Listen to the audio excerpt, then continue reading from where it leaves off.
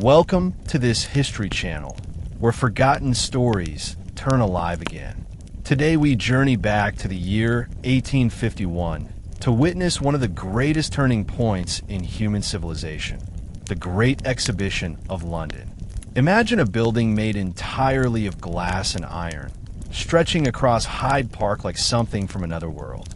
Inside it, people saw electricity for the first time, telegraphs sending messages at lightning speed, steam engines shaking the floor with power, carpets from Persia, jewels from India, ancient art from Egypt, weapons from America, new music, new science, and cultures from every corner of the earth. This was not just a fair. It was the moment the world recognized itself.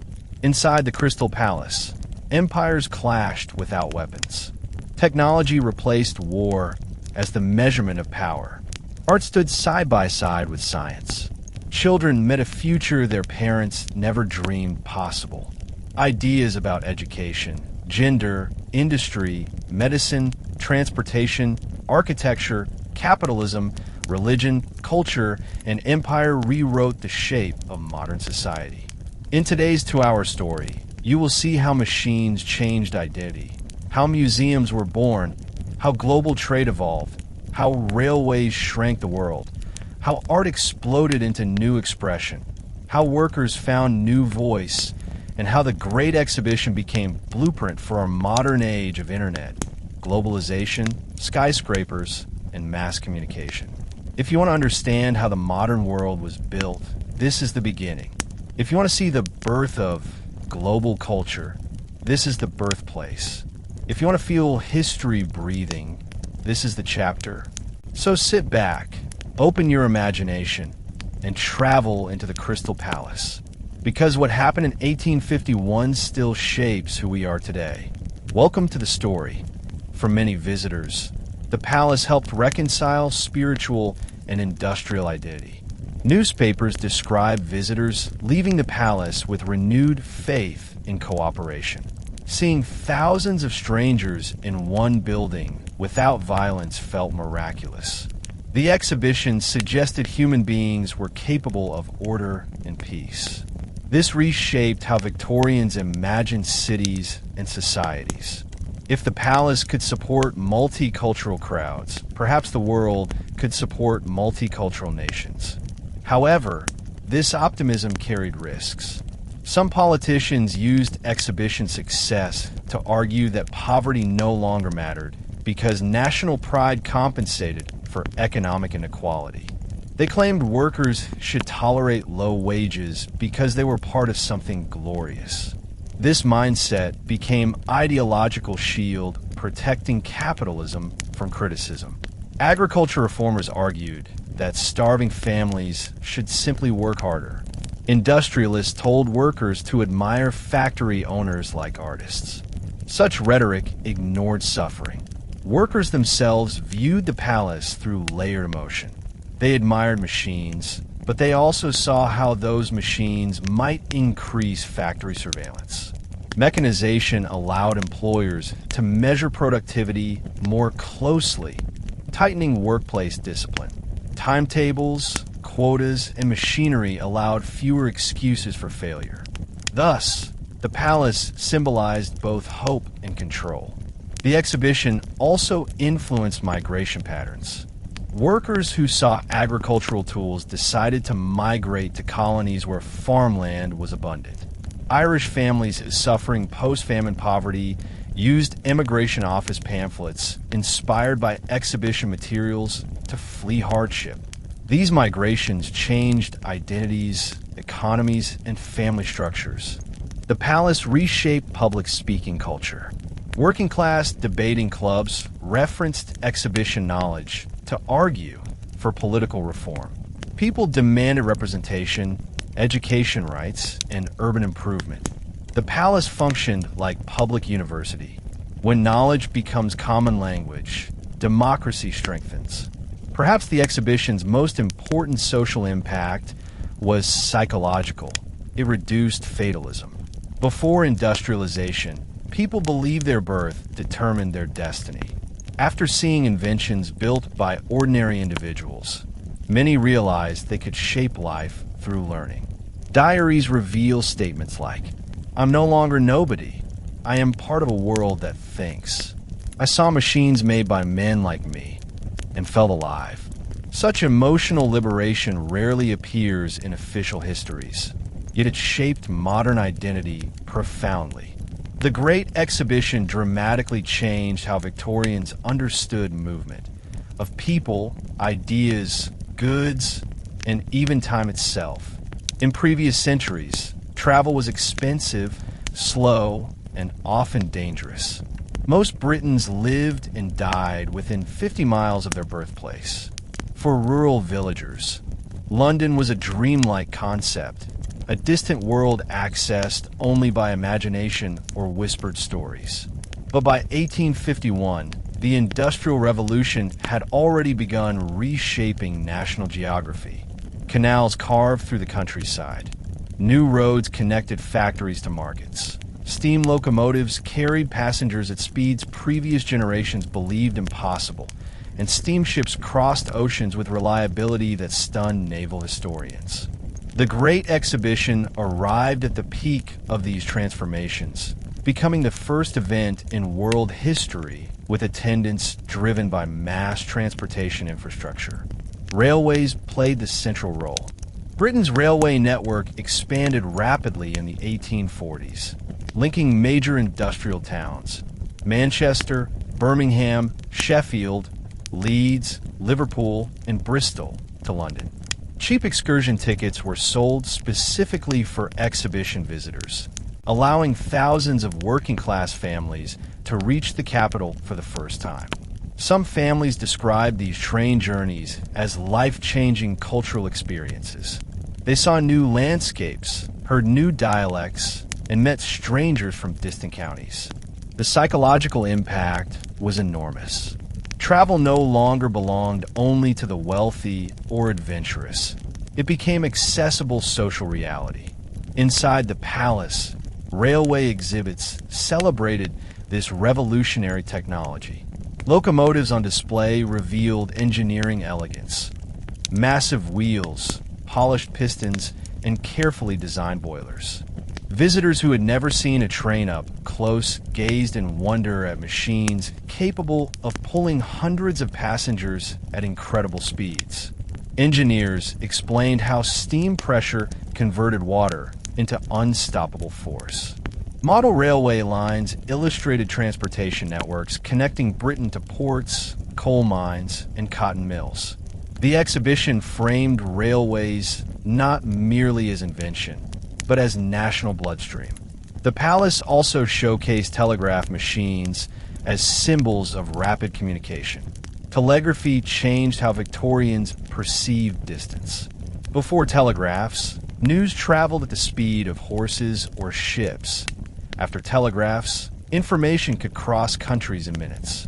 Demonstrations at the exhibition showed messages traveling across wires for public audiences. Children gasped at the idea that invisible electrical currents could carry human language. Some people believed it bordered on magic. Others called it the future of diplomacy. Newspapers predicted a world where international misunderstanding might vanish because messages could travel instantly. Although idealistic, this belief exposed a growing Victorian faith in connectivity.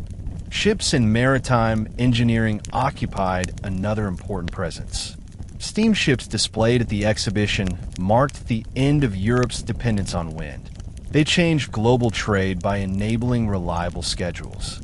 British imperial routes, especially to India, relied increasingly on steamship technology. Engineers demonstrated hull designs optimized for speed and stability. Navigation devices attracted attention too. Sextants, compasses, telescopes, and charts suggested that maritime knowledge was becoming more scientific than intuitive. The palace emphasized that the sea, once barrier, had become highway. Transportation also reshaped social relationships. Before rail access, families rarely traveled outside their hometowns. But now, workers from the Midlands could visit relatives in London. Young couples could honeymoon at coastal resorts. Children could see museums, parks, or theaters. Working class identity expanded beyond local borders. The Great Exhibition accelerated this change because millions saw transportation not as elite privilege, but as essential infrastructure. Urban design changed as well. London faced overwhelming crowds during the exhibition. Railroad terminals became bustling cultural hubs. Hotels expanded. Streets widened to support carriages and pedestrians. Bridge and tunnel designs gained new attention. Visitors left the palace believing cities must adapt to movement, not resist it. That idea remains central to modern urban planning.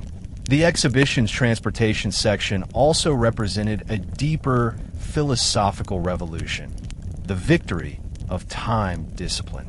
Before industrialization, community clocks were rare. People measured time subjectively through natural cycles. Farmers worked with daylight, not punctual schedules. But railways introduced strict timetables. Trains required exact departure times or collisions would occur. New standardized clocks synchronized across the country. The exhibition showcased this discipline by presenting railway schedules, engineering diagrams, and timekeeping mechanisms that demonstrated industrial precision. Watches and chronometers became symbols of status and responsibility. Visitors realized that modern society demanded punctuality. Workers accustomed to flexible agricultural routines discovered that factories expected arrival at exact hours. Students needed to follow scheduled lessons. Public lectures, train departures, museum tours, and machine demonstrations required time awareness. The exhibition trained people psychologically to think of time as measurable commodity. That shift reshaped Victorian culture. Appointments, lunch breaks, factory shifts, and classroom bells became everyday realities. One could argue the exhibition accelerated Britain's transition into modern time consciousness. Road transportation also displayed major improvements. Carriages designed with steel springs offered smoother rides. Rubber tires provided traction. Metal axles improved durability. Models of omnibuses and early public transit vehicles suggested future urban systems. Even though internal combustion automobiles had not yet appeared, the exhibition planted conceptual seeds for motorized transportation. Engineers discussed alternative energy experiments, including compressed air engines. Though primitive, these ideas reflected Victorian belief that innovation never stopped. Bridges and structural engineering gained recognition too. Exhibits included models of suspension bridges, iron trusses, and cantilever principles. These inspired future architectural giants, such as the Forth Bridge in Scotland and the Brooklyn Bridge in the United States. Civil engineering gained newfound respect, transitioning from anonymous craft to celebrated profession. Visitors learned that bridges connected communities, supported commerce, and symbolized national unity. The exhibition also highlighted logistics systems. Displays demonstrated how warehouses, cranes, pulleys, and conveyor belts organize goods movement. As people observed these industrial processes, they understood that efficiency, not luck, drove economic success. Logistics became intellectual topic rather than hidden labor. This shift influenced global trade networks. Another key transportation transformation was postal reform. Prior to the exhibition, sending letters across Britain could be costly and slow, but railway mail ensured faster delivery. At the palace, mailbags traveled by miniature rail demonstration, showing children how national communication flowed. The idea that information belonged to the public, not just elites, changed education, democracy, and social activism. Cheap postage enabled working-class journals and labor newspapers. The palace also emphasized geographic exploration. Maps and globes displayed imperial territories with scientific accuracy. Exhibits taught visitors about polar expeditions, African interior exploration, and Pacific island navigation. This stimulated curiosity about foreign lands, although it also encouraged imperial ambition. People left believing the world was reachable. Telegraph networks, maps, railroads, and steamships together produced identity shift. The world felt smaller, distances shorter, cultures closer. That psychological compression remains foundation of globalization today. One of the most fascinating transportation consequences of the Great Exhibition was the democratization of tourism. For centuries, travel for leisure belonged primarily to aristocrats who toured Europe as educational ritual known as the Grand Tour. But after the exhibition, newly affordable railway fares enabled middle and working class families to travel for pleasure. Tourism companies emerged, offering package trips. Thomas Cook, who organized group railway tours to the exhibition, later built the world's first large-scale travel agency. This birth of tourism was not accidental. It was cultural reaction to mobility. People who experienced curiosity inside the palace wanted to continue exploring beyond it. Tourism reshaped interpersonal relationships. Travel broadened horizons, encouraged mixed marriages between distant regions, and exposed people to new customs. It reduced local isolation and fostered national unity. Coal miners from Wales visited Scottish towns. Teachers from London saw Lake District landscapes. Working-class families picnicked in parks they once believed inaccessible. Tourism reshaped mental geography. Britain felt larger and more beautiful. Railways also changed class structure. Third-class railway carriages made travel cheaper, undermining social barriers. Working-class passengers sat in the same trains as aristocrats. Those separate compartments preserved hierarchy. Shared routes symbolized shared nationhood.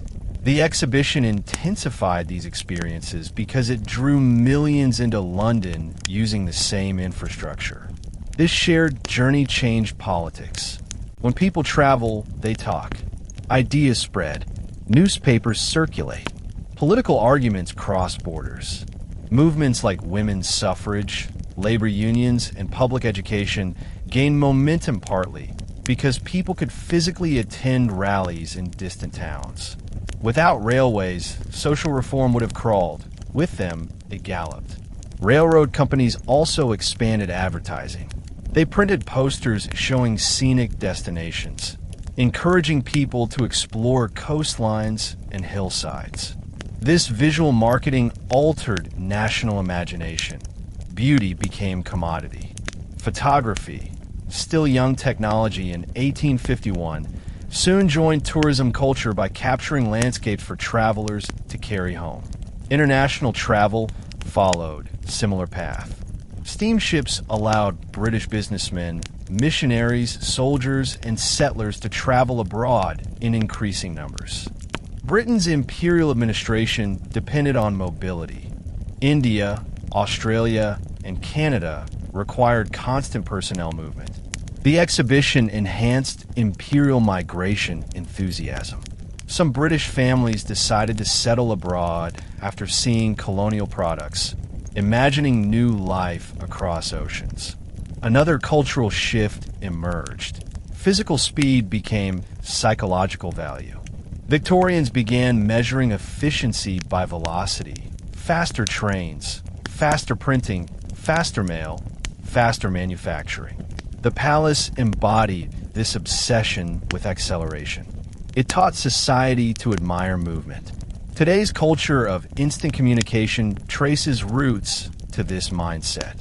Of course, mobility had costs. Railway construction displaced rural communities, damaged landscapes, and intensified coal consumption. Steamship emissions polluted oceans. Industrial transport strengthened military capacity, enabling future wars. Yet the exhibition framed transportation as peaceful triumph. Visitors saw movement as liberation rather than conquest. Finally, transportation at the exhibition reshaped the meaning of home. Victorians realized they were part of a wider world. Their self-perception expanded from villagers to global citizens.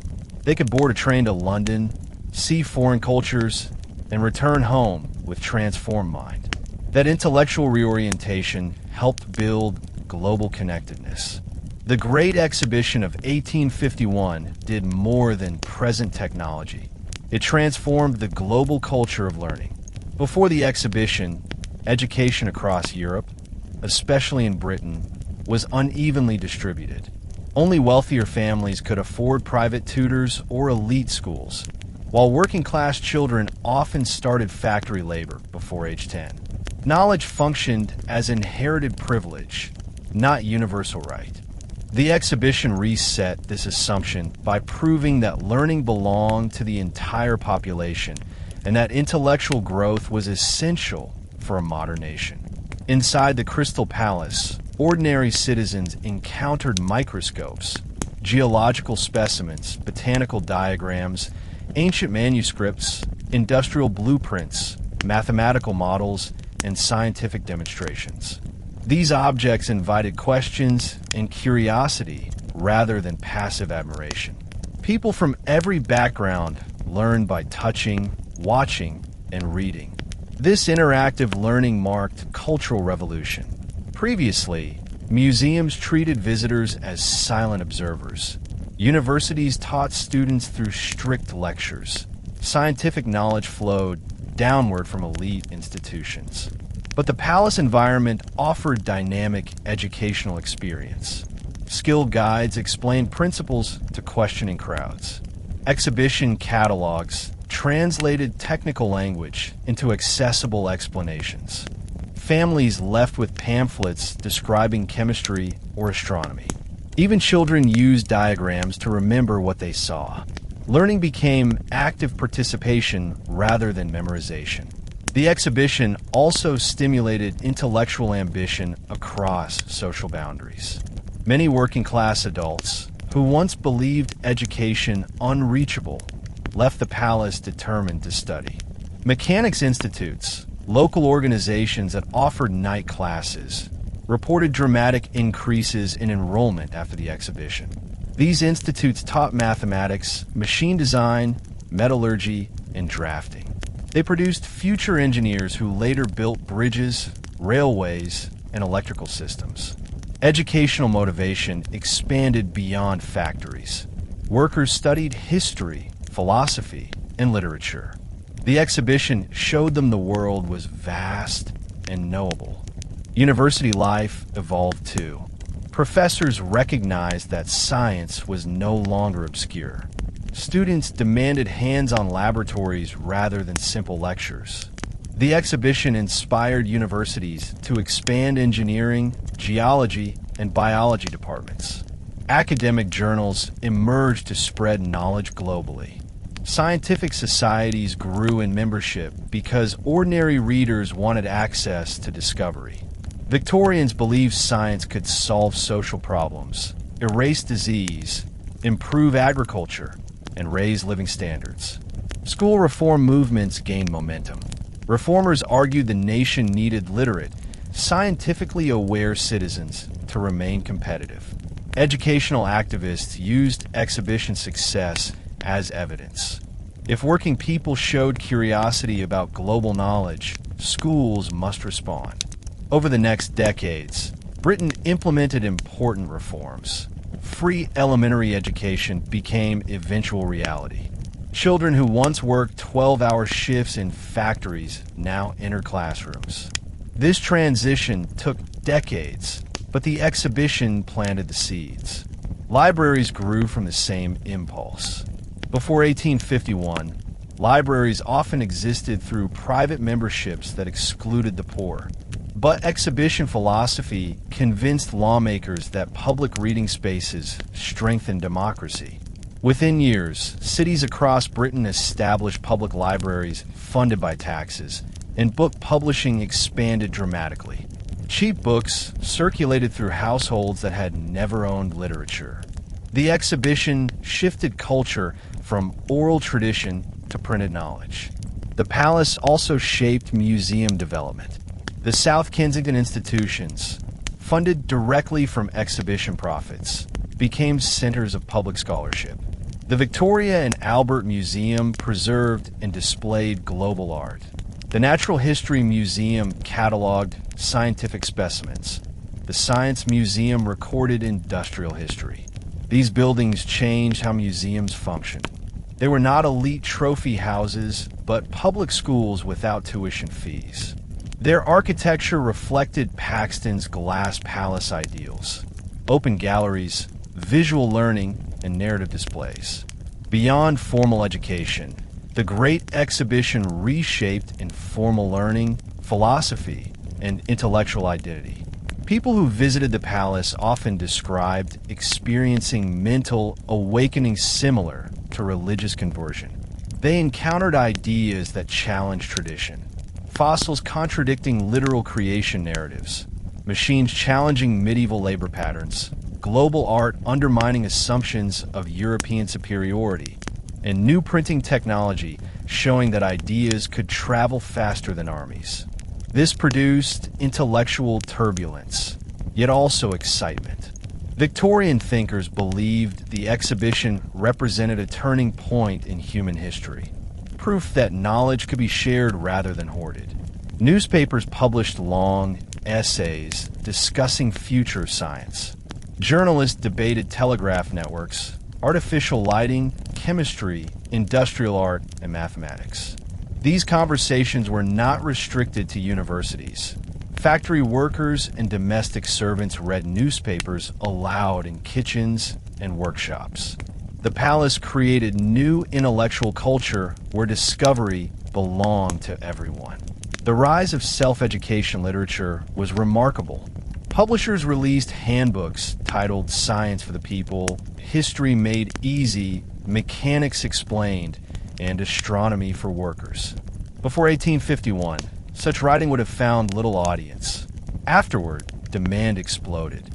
Cheap educational printing turned pubs and neighborhoods into classrooms.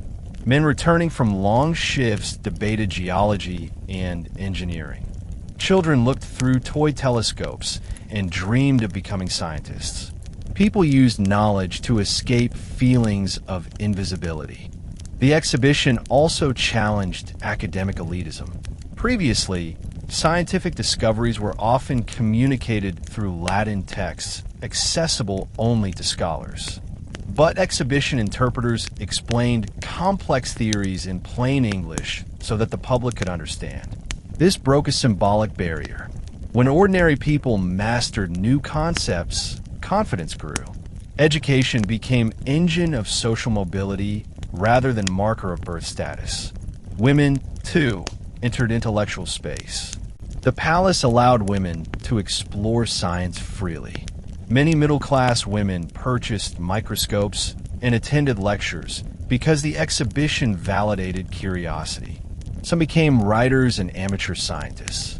The exhibition indirectly encouraged feminist argument.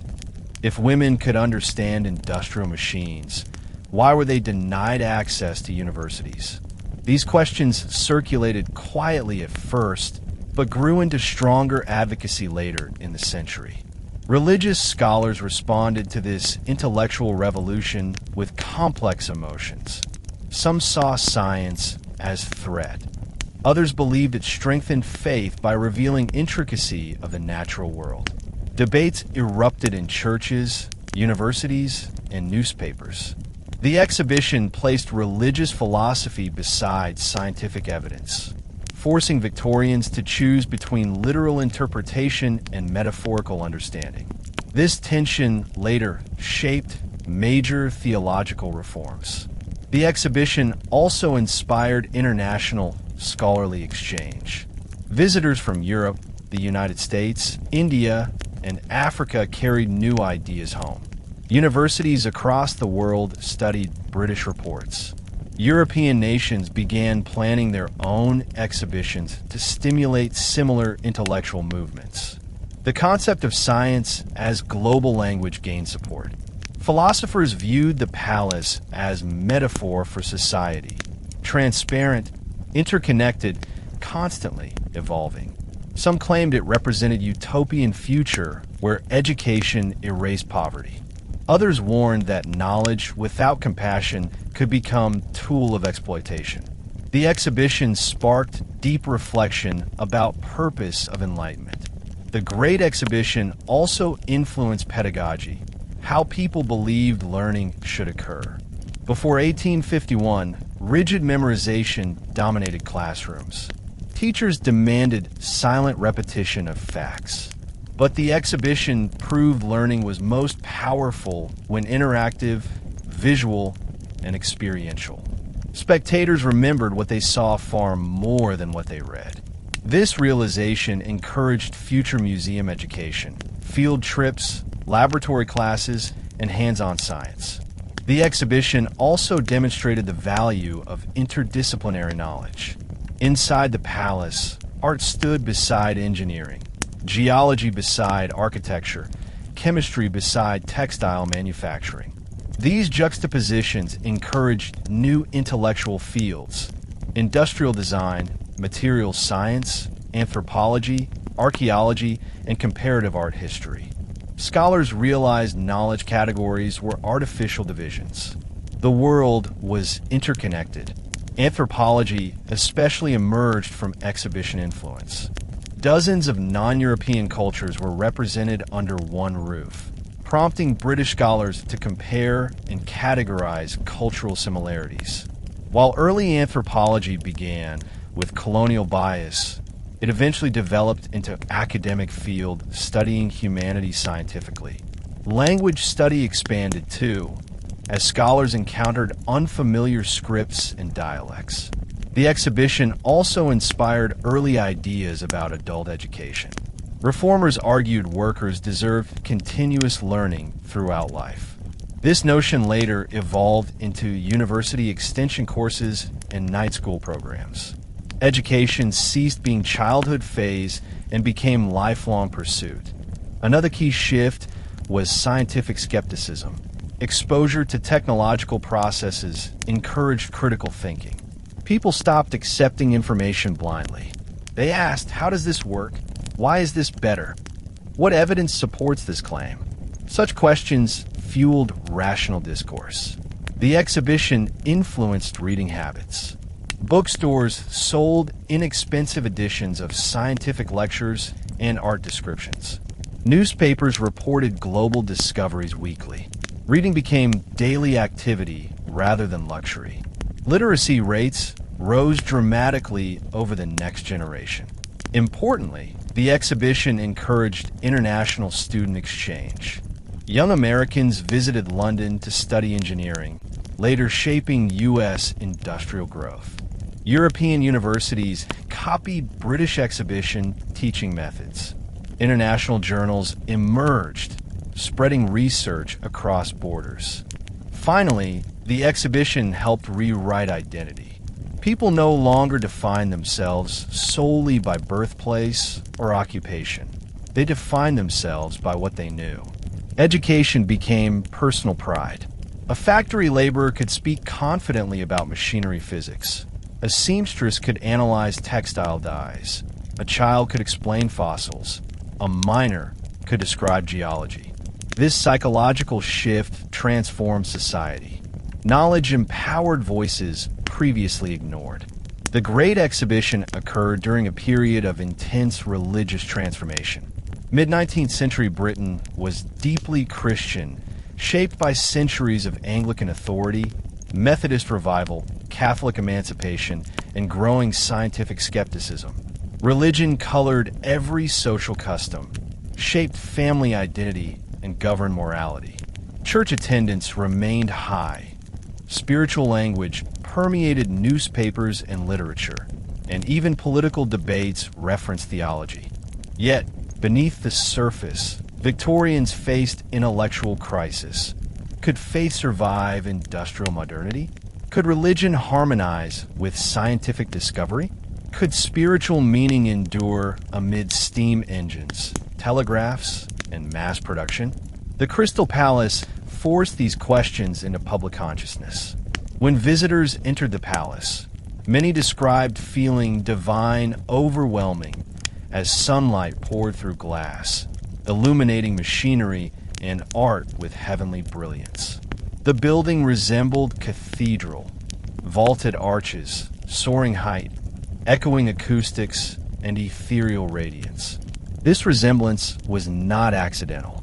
Victorians often equated technological achievement with spiritual fulfillment. They believed progress came from God.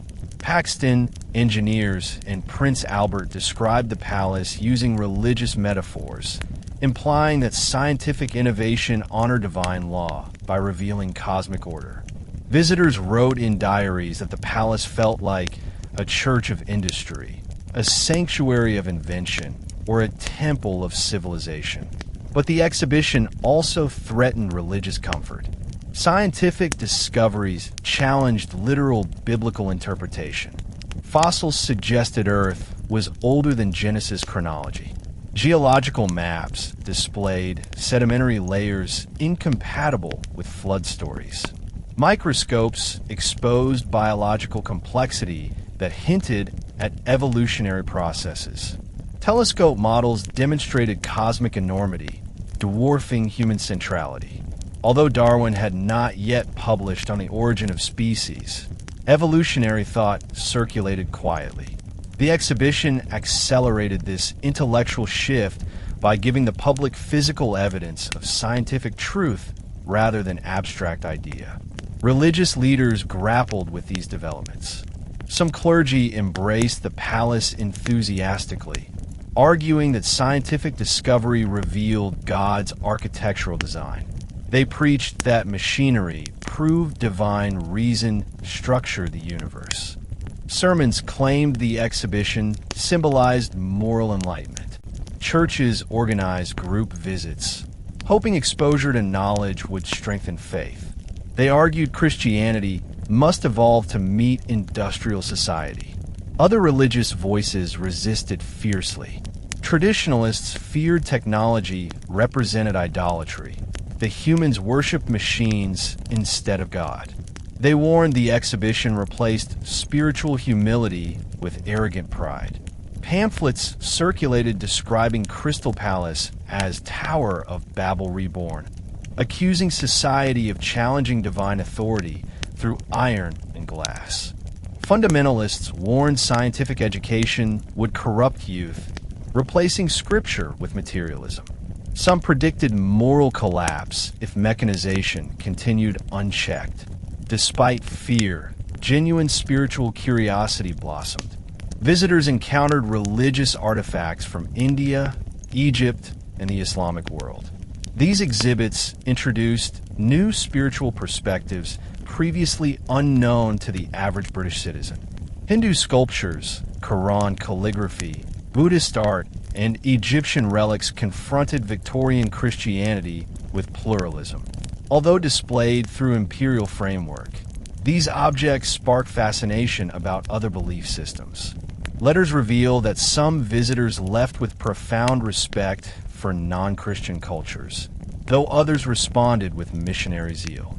The exhibition also ignited debates about moral responsibility in modern society. Wealth produced by industry contrasted painfully with poverty outside palace walls. Religious reformers asked why Christian nation tolerated slums if moral progress truly advanced. Ethical questions intensified. If God gave humanity intelligence to create machines, did that intelligence oblige society to protect workers? Should scientific power serve compassion or profit? How should faith respond to child labor, urban pollution, colonial exploitation, and class inequality? These spiritual dilemmas formed part of exhibition's legacy. The impact of the exhibition on moral philosophy extended far beyond theology. Victorian society possessed rigid moral codes that dictated behavior, modesty, discipline, and respectability. Subjects like sex, gender, poverty, alcohol, and class were governed by unwritten rules. The palace disrupted these norms by mixing people from diverse backgrounds under one glass roof. Suddenly, traditional boundaries dissolved. Noblemen stood beside farmers. Aristocratic ladies walked past factory girls. Foreigners politely exchanged language. Religious minorities shared cultural space. And children observed the world without sheltering censorship. This integration created moral anxiety. Critics warned that crowds encouraged immoral behavior, gambling, drinking, flirtation. Rumors circulated that the exhibition would become site of scandal. Yet, such fears proved unfounded. Police reports showed remarkably low crime and misconduct. In fact, visitors behaved with surprising courtesy. This outcome helped reshape moral thinking. Maybe virtue did not require strict isolation. Maybe diverse society could function respectfully. Another moral theme centered on work ethics. For centuries, Christian teaching equated hard labor with moral duty. The exhibition reframed this belief. Factories produced enormous output with less manual toil. Some theologians argue mechanical labor was spiritually dangerous because it replaced human struggle with machine efficiency. Others believed mechanization freed people from exhausting tasks, enabling education and religious study. The palace also raised ethical debate about aesthetics. Should beauty exist purely for admiration, or could it morally uplift society? Many believed art cultivated empathy, reduced violence, and made homes peaceful. The palace reinforced this idea by displaying thousands of crafted objects, suggesting beauty transformed daily life. Victorian interior design adopted moral symbolism. Floral wallpaper signified purity. Colored carpets warmth framed art discipline. Domestic space became moral educator rather than mere shelter. Colonial morality surfaced too.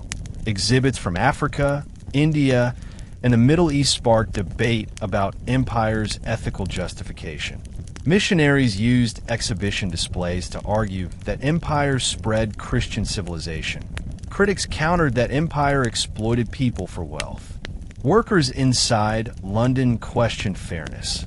Why did Britain celebrate jewels and spices while ignoring hunger and unemployment at home? These contradictions fed early human rights rhetoric. Meanwhile, temperance movements used the exhibition to promote alcohol reform. They argued technological achievement proved human discipline, urging society to reject drunkenness. Pamphlets describe industrial progress as moral strength, contrasting it against tavern culture. Some exhibition visitors vowed sobriety after witnessing engineering success. Gender morality underwent transformation too. Victorian women visiting the palace gained intellectual agency through education and mobility. They participated in public life, observed machinery, and debated ideas. Critics worried public exposure would corrupt womanly virtue. Yet diaries reveal women feeling spiritually empowered. They envision careers in art, teaching, or writing. Moral philosophy began to include female independence. Finally, the palace fostered new idea of global ethics. Seeing cultures side by side encouraged empathy. Pain, joy, labor, creativity, and family appeared universal. Some Victorians realized ethical responsibility extended beyond Britain. The palace became silent teacher of shared humanity, even amid imperial arrogance. The exhibition also revealed a new moral crisis, the struggle between material wealth and spiritual fulfillment. Victorian capitalism promised comfort, housing, education, and luxury. But many feared consumerism might hollow the human soul. Seeing thousands of manufactured goods, visitors asked, would progress make society greedy? Would machines destroy humility, gratitude, and simplicity? These questions appear repeatedly in 1851 journals. Writers described sensation of temptation inside palace walls. Glittering watches, carved furniture, embroidered clothing, imported jewels, mechanical toys, and exotic foods dazzled families and used to abundance. Consumer desire expanded dramatically. Victorian households began purchasing more decorative objects, turning material improvement into moral symbol. Owning porcelain dishes meant refinement. Wallpaper meant domestic pride. Piano meant cultural status. Religion warned against vanity, but the palace normalized aspiration. At the same time, spiritual movements outside mainstream Christianity gained momentum. The exhibition exposed Victorians to global relics that questioned universal truth claims. Egyptian antiquities challenged biblical chronology. Hindu and Buddhist imagery suggested alternative cosmologies. Islamic geometry expressed divine order through mathematics. Some Victorians experimented with mysticism, spiritualism, and occult philosophy. They attended seances, joined esoteric societies, and read Eastern literature. These movements grew partly because the exhibition widened religious imagination. The palace also influenced moral psychology through architecture itself. Transparent glass promoted metaphor of honesty, society without secrets. Iron frame suggested rational strength. Sunlight encouraged mental clarity. People projected moral meaning onto physical space. Believing environment shaped character. Parks, museums, schools, and town halls later adopted similar architectural philosophies. Urban planning became moral project. Another moral debate focused on nature. Machines fueled by coal, darkened skies, polluted rivers, and scarred landscapes. Environmental consciousness had barely begun, yet exhibition visitors expressed unease about ecological destruction. Standing inside palace, surrounded by industrial power, some lamented the fading countryside. They wondered if modernity risked severing humanity from nature and from its spiritual grounding. Later conservation movements drew inspiration from these early anxieties. Religious harmony was another theme. Inside palace, Jews, Protestants, Catholics, Muslims, Hindus, and atheists walked peacefully together. This rare coexistence suggested religion need not divide humanity. The palace became symbolic rehearsal for pluralism. Visitors experienced multiculturalism physically rather than theoretically. They saw religious diversity embodied, challenging prejudice. Ultimately, the Great Exhibition reshaped Victorian moral identity. It shifted people from medieval worldview, where divine authority organized life, to modern worldview, where individuals shaped destiny through knowledge. Yet it did not erase faith. Instead, it reconstructed it. Religion adapted, embracing science, social reform, global culture, and material progress. Modern spirituality still reflects this transition. Today's belief systems, humanism, secular ethics, interfaith dialogue, scientific spirituality, trace intellectual ancestry to 1851's cultural shock.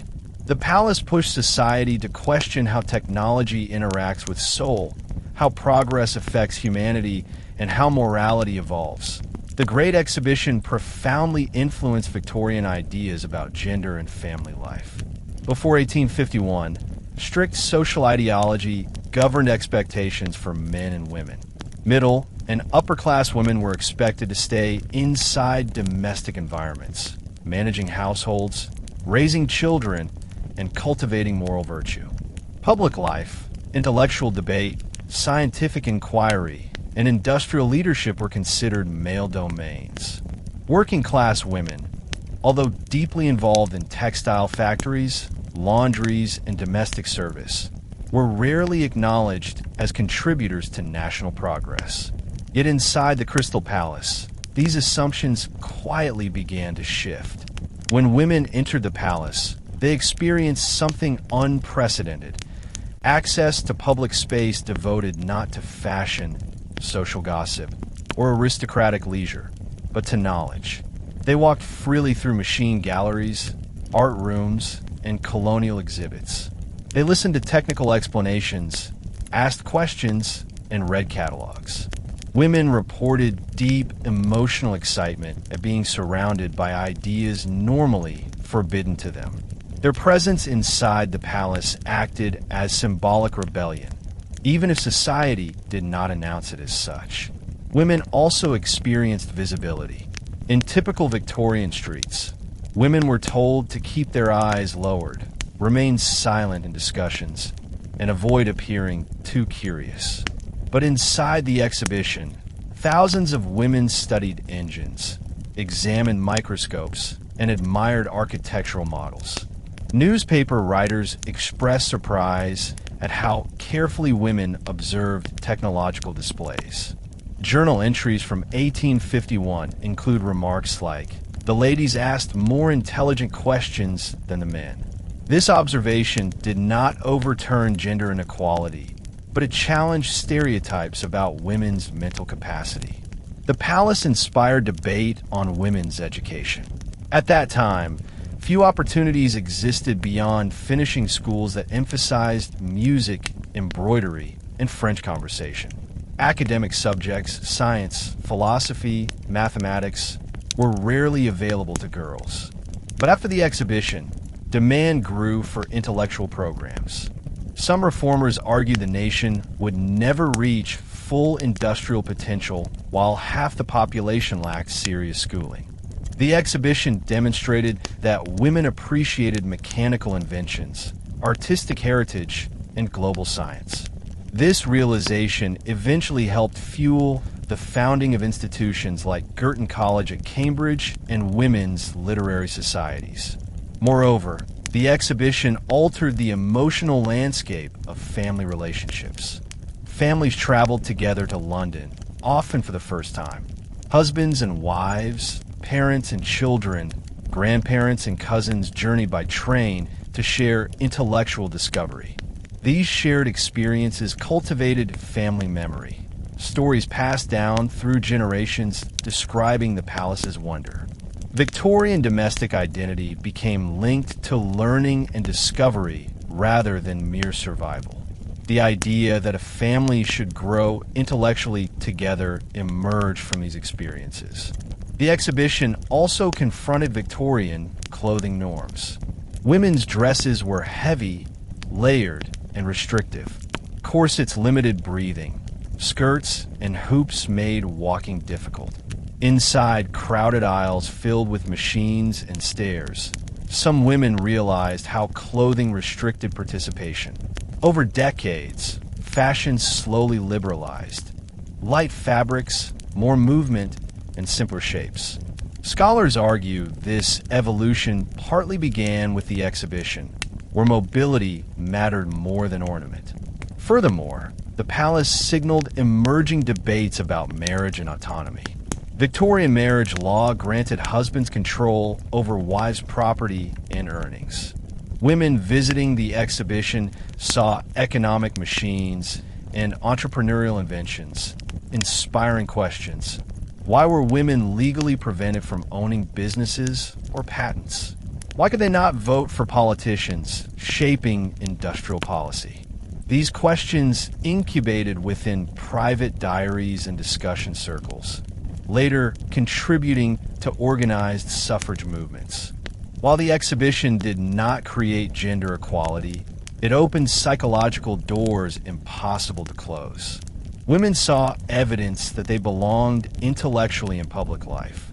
They understood machines, art, and science were human fields, not male fields. The exhibition also redefined motherhood and childhood within Victorian domestic culture. Before industrialization, most children worked early in life, laboring in mines, mills, or domestic service. Childhood curiosity, imagination, and learning were luxuries reserved for the elite. But the Crystal Palace offered children something revolutionary: a world built for inquiry. Children stood before giant steam engines and asked how they worked. They examined minerals, fossils, and insects. They heard music from foreign cultures. They saw maps of countries they could not locate before. These experiences shaped a new vision of childhood, not miniature adulthood, but developmental journey filled with education and growth. Parents observed their children's excitement and questioned the validity of child labor. Factories still depended heavily on young workers, but families increasingly understood childhood learning as investment rather than waste. This shift later influenced national policies restricting child labor and expanding school requirements. Although legislation would take decades, the exhibition marked a cultural tipping point. Children seeing global art or machinery gained confidence about future identity, rather than resigning themselves to inherited poverty. The exhibition also changed fatherhood. Previously, many fathers emotionally detached from children because factory schedules consumed physical and mental energy. Fathers left home before dawn and returned exhausted after dark. Conversation rarely extended beyond discipline and instruction. But the exhibition created shared father-child exploration. Fathers explained machines to sons and daughters, offering educational companionship. For the first time, large numbers of working-class fathers saw themselves as teachers, not just providers. Motherhood transformed too. Women observed child-focused educational exhibits and began demanding books, toys, and games that stimulated learning. The children's toy industry expanded as families requested puzzles, illustrated maps, and model engines. Dolls and playsets became educational tools rather than simple ornaments. Mothers saw that children exposed to knowledge gained confidence and vocabulary. Their homes gradually became micro-classrooms, decorated with maps and books inspired by the palace. The exhibition also addressed domestic economy. Household appliances like washing equipment, sewing machines, and improved stoves appeared as technologies capable of reducing women's physical burden. Though still far from modern automation, these ideas encouraged women to imagine a future where domestic time decreased, enabling intellectual development. Moral education for children also changed. The palace exposed children to multicultural objects, encouraging respect for difference. Victorian textbooks had often portrayed non-European societies as inferior. Yet children visiting the palace saw beauty and intelligence in Indian fabric designs, African carvings, and Chinese porcelain. Some later became anthropologists, archaeologists, and museum curators because childhood memory of 1851 ignited fascination with culture. Education reformers used exhibition momentum to challenge rote memorization in schools. They argued children needed to learn through experimentation and observation. Over decades, school science laboratories, field trips, drawing programs, and musical learning emerged. The exhibition proved imagination was a powerful teacher, not frivolous distraction. Perhaps the most significant and delicate social transformation linked to gender in the exhibition was the rise of women's collective identity. Prior to 1851, most women encountered other women only within family circles, churches, laundries, or sewing workshops. The exhibition gathered thousands together in shared intellectual environment. Women observed each other studying diagrams, taking notes, asking questions, sketching art, and debating ideas. They saw they were not isolated exceptions. They were community. That realization sparked what historians call invisible solidarity. Women of different classes also encounter one another. Aristocratic women stood beside factory girls, both equally fascinated by exotic artifacts. This social mixing was rare and uncomfortable for elites, but revealed common intellectual hunger among women across society. Diaries record that many upper-class women left the palace questioning why working women were denied education. Some later supported public libraries and girls' schools because the exhibition proved intellectual potential belonged to everyone.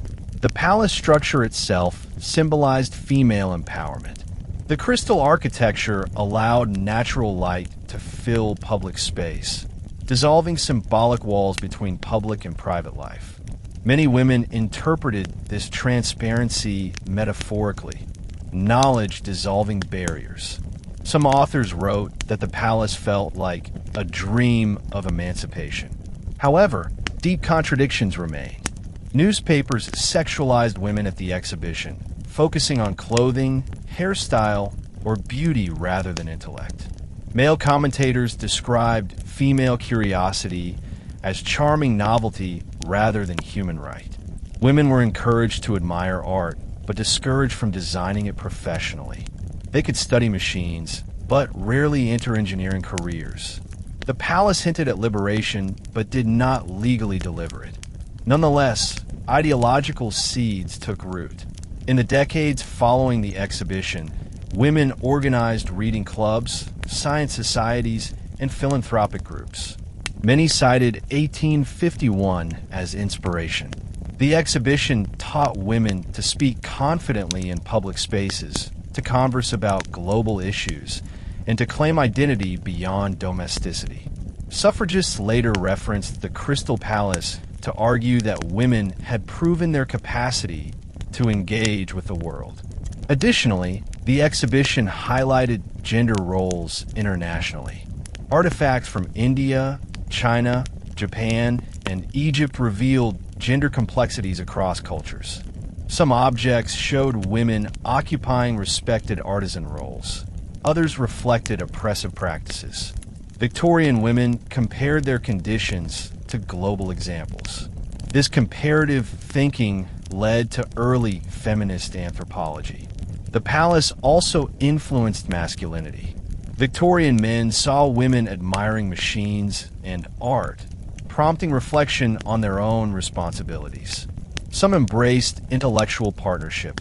Others feared losing authority. These tensions defined late 19th century marriage debates. Finally, the exhibition reshaped public memory. Women who visited in childhood grew up convinced that knowledge belonged to them. Adults who visited with parents told children that the world was wider than tradition taught. Emotional memory changed society more than laws ever could. The Great Exhibition of 1851 was more than a cultural event. It was an international diplomatic arena where nations displayed prestige and negotiated identity through objects rather than treaties. Before the exhibition, European states often communicated through monarchy, war, royal marriage, or ambassador networks. The Crystal Palace created a new stage, diplomacy through innovation. Delegates, merchants, engineers, intellectuals, artists, and political observers from more than 40 nations attended, turning Hyde Park into the world's most diverse diplomatic center. For the first time, nations competed not through military strength, but through industrial excellence. This change influenced how countries perceive power and how citizens perceive their nations. Britain depicted itself as an industrial empire, presenting powerful steam engines, textile machinery, iron casting techniques, mass-produced household goods, and architectural triumph. These displays conveyed message. Britain was the technological center of the modern world. This international visibility strengthened patriotism. Newspapers proclaimed Britain had conquered through peaceful genius. The exhibition suggested power came from innovation, not conquest. Yet, underneath celebration lay rivalry. France felt challenged by British manufacturing superiority. German states, still fragmented under separate kingdoms, saw the exhibition as reason to unify their economies. The United States used the event to prove its young republic could compete with long-standing European industries. The United States sent pioneering inventions, including Colt revolvers, agricultural machinery, and sewing machines. Many Europeans believed America was technologically unsophisticated, but the exhibition shattered that myth. European engineers were astonished by the American McCormick Reaper. Its efficiency promised agricultural revolution, and British farmers quickly adopted similar models. Colt revolvers gained attention too, not only as weapons, but as mechanical design masterpieces. American thinkers argued their objects represented democratic creativity rather than aristocratic tradition. This challenged Europe's assumption that old cultures were automatically superior. German states, particularly Prussia, used the exhibition to demonstrate scientific rigor. Their contributions included chemical dyes, optical tools, metalwork precision, and engineering models influenced by strong academic infrastructure. Visitors praised German industrial education systems. Some British commentators suggested Britain should copy Prussian science schools. This intellectual compliment influenced later educational reforms. It also contributed to emerging German nationalism. People recognized engineering excellence as cultural glue that united diverse kingdoms. France presented luxury artistry, mirrors, perfumes, porcelain, silks, and bronze sculptures.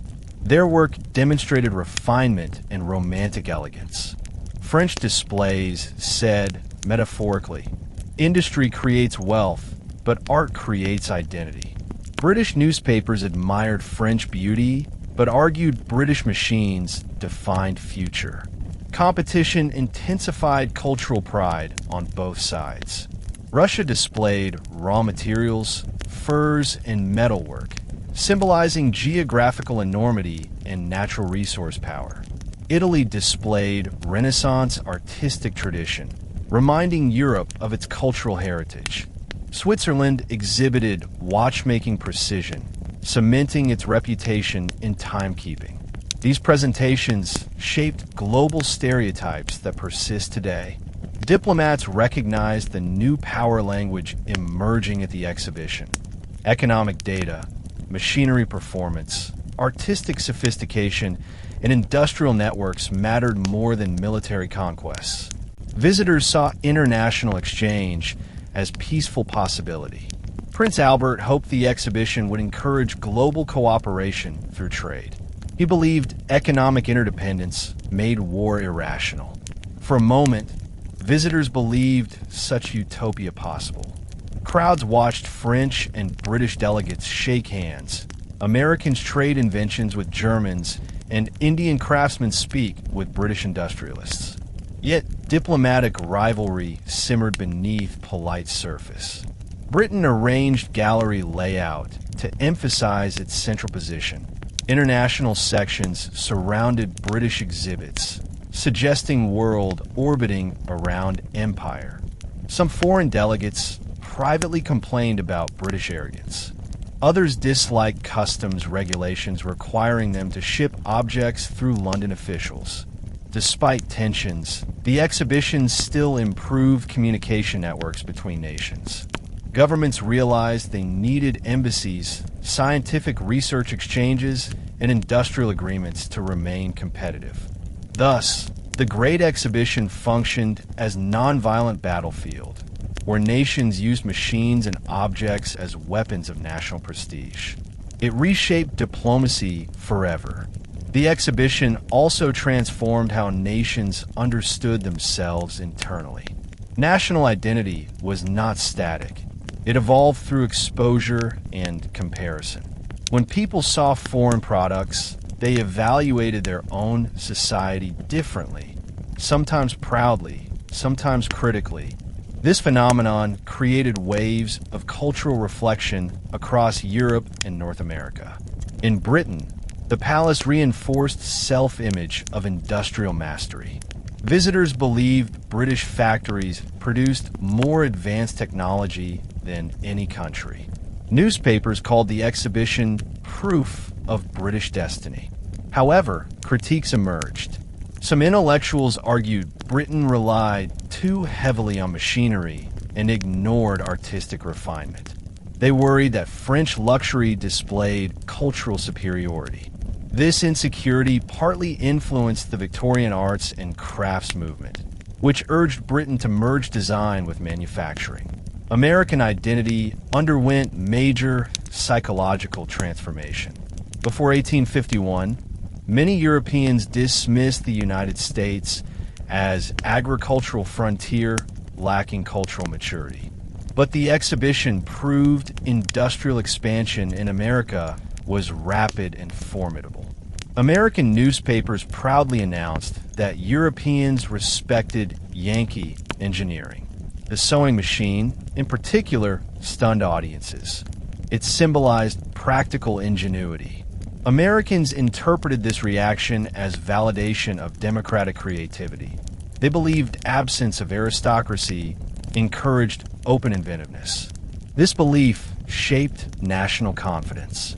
German audiences experienced another transformation. Seeing their states' displays side by side with other nations' work strengthened belief in cultural unity. Intellectuals argued scientific skill proved German-speaking people deserved political unity. This exhibition-inspired nationalism contributed indirectly to formation of the German Empire in 1871. In France, artistic praise strengthened self-perception as world capital of beauty. French critics bragged that their craftsmanship represented civilized taste. Even though France worried about industrial inferiority, the exhibition reinforced cultural confidence. French nationalism moved toward artistic pride instead of mechanical competition. Colonized societies, however, experienced mixed identity reactions. Indian audiences recognized how their textiles were admired, yet displayed under imperial labels. They saw a world recognizing India's aesthetic excellence, yet Britain claiming economic control. This contradiction later fueled Indian independence movements. Indian intellectuals argued, if our art is respected, why are our people subjugated? Exhibition admiration without political autonomy intensified national awareness. The exhibition strengthened national myth-making. Britain imagined itself guardian of civilization. America imagined limitless potential. France imagined artistic destiny. Germany imagined scientific unity. India imagined cultural pride beneath imperial rule. African and Middle Eastern societies imagined spiritual resilience despite misinterpretation.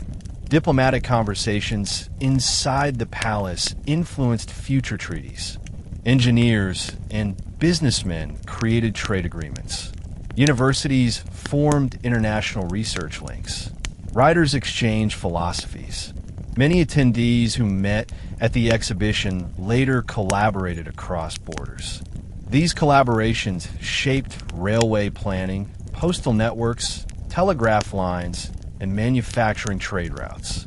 This period witnessed birth of global trade fairs. After 1851, Paris hosted major expositions. Vienna, Philadelphia, Chicago, and St. Louis followed. Each event copied the exhibition model. Nations gathered to compete peacefully. These fairs normalized international exchange. They turned rivalry into cultural motivation rather than violent opposition.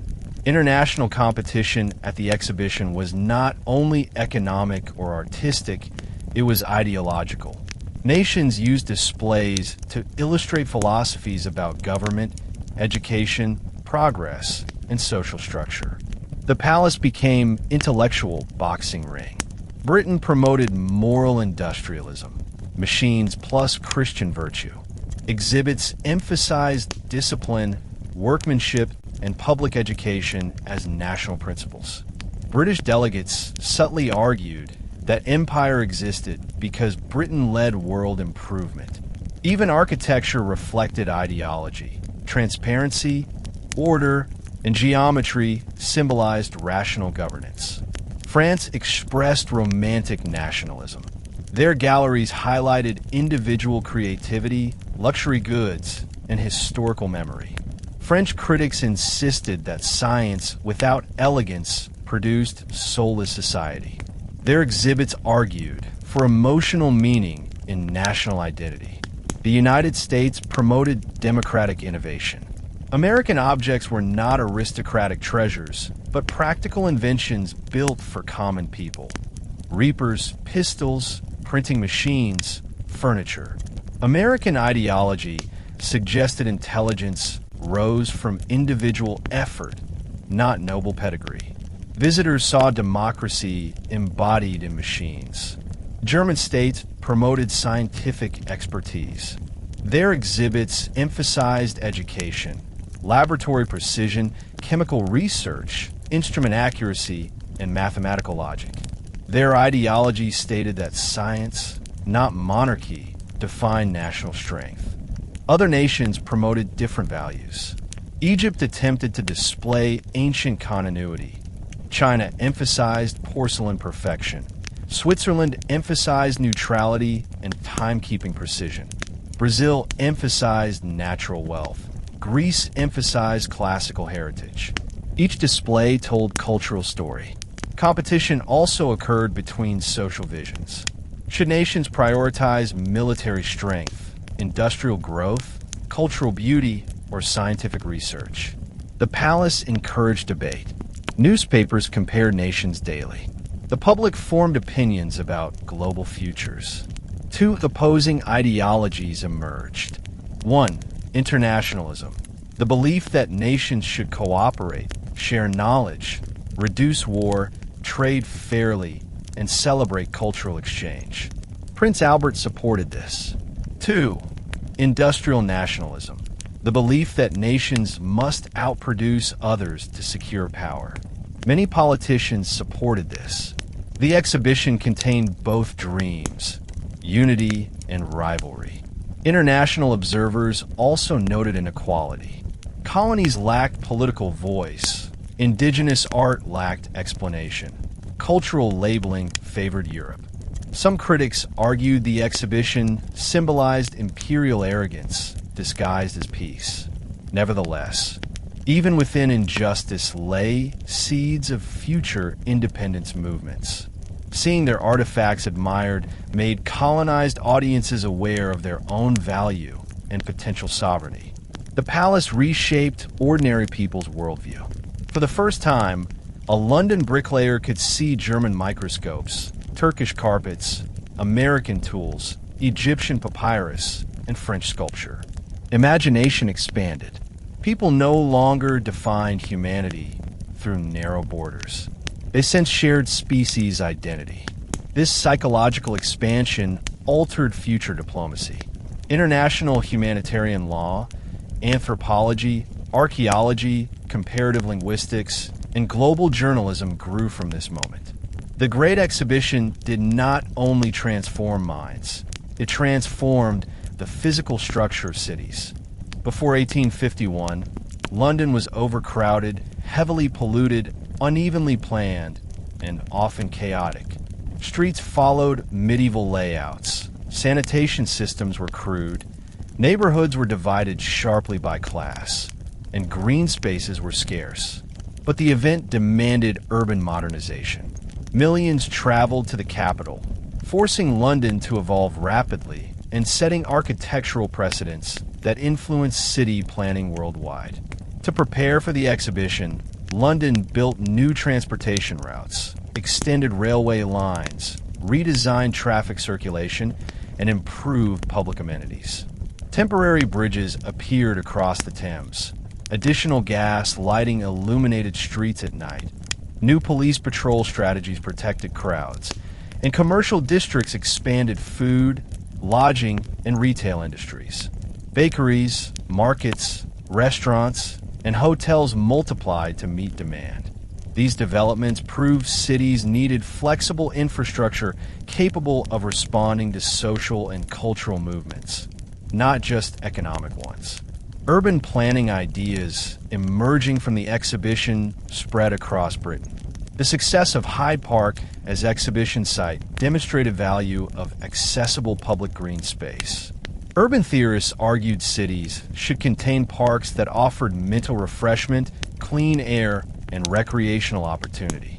This belief later shaped development of Battersea Park, Regent's Park improvements, and eventually city park movements in the United States, influencing Central Park in New York. The exhibition proved that nature was not luxury. It was an essential component of urban life. Architecturally, the Crystal Palace altered how people imagined city structures.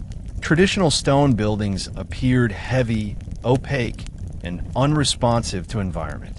But Paxton's glass and iron system created open transparency and interior brightness unimaginable in masonry architecture. Many architects began experimenting with cast iron and plate glass. Victorian arcades, covered shopping corridors, soon adopted similar roofing strategies. Greenhouses and winter gardens became fashionable. Train stations such as Street Pancras and Paddington developed expansive glass roofs inspired by the exhibition hall. Cities adopted modular construction techniques demonstrated by the palace. Prefabricated iron components revolutionized building speed. Factories mass-produced beams and trusses, enabling rapid urban expansion. Large public halls, market buildings, and railway terminals used standardized parts to reduce cost. The idea that architecture could be industrial product, not handcrafted monument, reshaped global design philosophies. Furthermore, the exhibition influenced sanitation and health planning. Crowds witnessed how ventilation, water drainage, and structural cleanliness reduced discomfort. The palace's controlled air circulation inspired hygienic building movements. After cholera outbreaks, medical reformers cited the exhibition as proof of architectural responsibility to health. London later introduced sewer reform, cleaner pumping stations, and improved water systems. Another transformation involved commercial architecture. Department stores emerged partly because the exhibition taught merchants to create visual spectacle. Window displays, product arrangement, catalog printing, and consumer movement strategies originated from exhibition logistics. Cities became consumer environments. Shopping shifted from necessity to cultural experience. Social geography changed as well. As London modernized, distinct districts gained new identities. Industrial zones, cultural quarters, business centers, residential suburbs. Railways allowed workers to live farther from workplaces. Suburbanization began. Houses outside the city became desirable, encouraging green belts and planned neighborhoods. Other cities copied London. Paris rebuilt boulevards under Haussmann, inspired partly by London's congestion solutions. Vienna built Ringstrasse, combining monumental architecture with modern transportation. Chicago, Philadelphia, and New York studied exhibition reports to design parks, libraries, and museums. Colonial cities, too, adopted exhibition styles. Calcutta, Sydney, and Montreal created civic buildings influenced by Paxton's principles. The relocation of the Crystal Palace to Sydenham in 1854 expanded architectural imagination even further. Although not part of the original exhibition, the new palace continued influencing urban culture for decades. It stood on a hill overlooking London, with glass domes and extended wings larger than the original structure. The Sydenham Palace incorporated themed courts representing world civilizations: Egyptian, Greek, Roman, Assyrian, Renaissance, offering immersive educational architecture. Crowds walked through giant sculpted temples, surrounded by murals and statues. This experience influenced museum architecture, inspiring immersive display techniques later used in world fairs, film sets, and cultural institutions. The new palace helped suburban development. Hotels, shops, entertainment venues, and homes emerged near Sydenham. The district became fashionable residential zone for middle-class families seeking clean air and scenic views. Railways connected Sydenham to central London, proving suburbs could thrive through transportation networks. Modern metropolitan expansion owes part of its success to Crystal Palace urban patterns. Public events at Sydenham attracted millions. Concerts, lectures, festivals, and fireworks displays turned the space into a cultural magnet. Cities worldwide studied this model. Large multipurpose venues could attract tourism, stimulate economies, and support arts. Stadiums, exposition centers, amusement parks, and stadium showcases later followed this blueprint. Yet, the Crystal Palace also highlighted architectural vulnerability. In 1936, fire destroyed the structure in a single night. Flames illuminated London skies, and thousands gathered helplessly to watch collapse. The tragedy left an emotional scar on British memory. Newspapers mourned the loss of architectural icon that symbolized 19th century confidence. Some interpreted fire as metaphor for modernity's fragility. Despite destruction, intellectual value remained. Architectural historians studied Paxton's engineering to influence 20th century glass towers. Architects like Mies van der Rohe praised the palace as origin of modernism. Today's skyscrapers, steel frames wrapped in glass, trace conceptual roots back to 1851. Airports, train terminals, and museums echo Paxton's modular openness. The exhibition encouraged architects to consider light as building material. Rather than rely solely on stone mass, they used sunlight to shape emotional experiences. Glass walls reduced boundary between interior and exterior. Public areas became transparent social arenas, not dark shelters.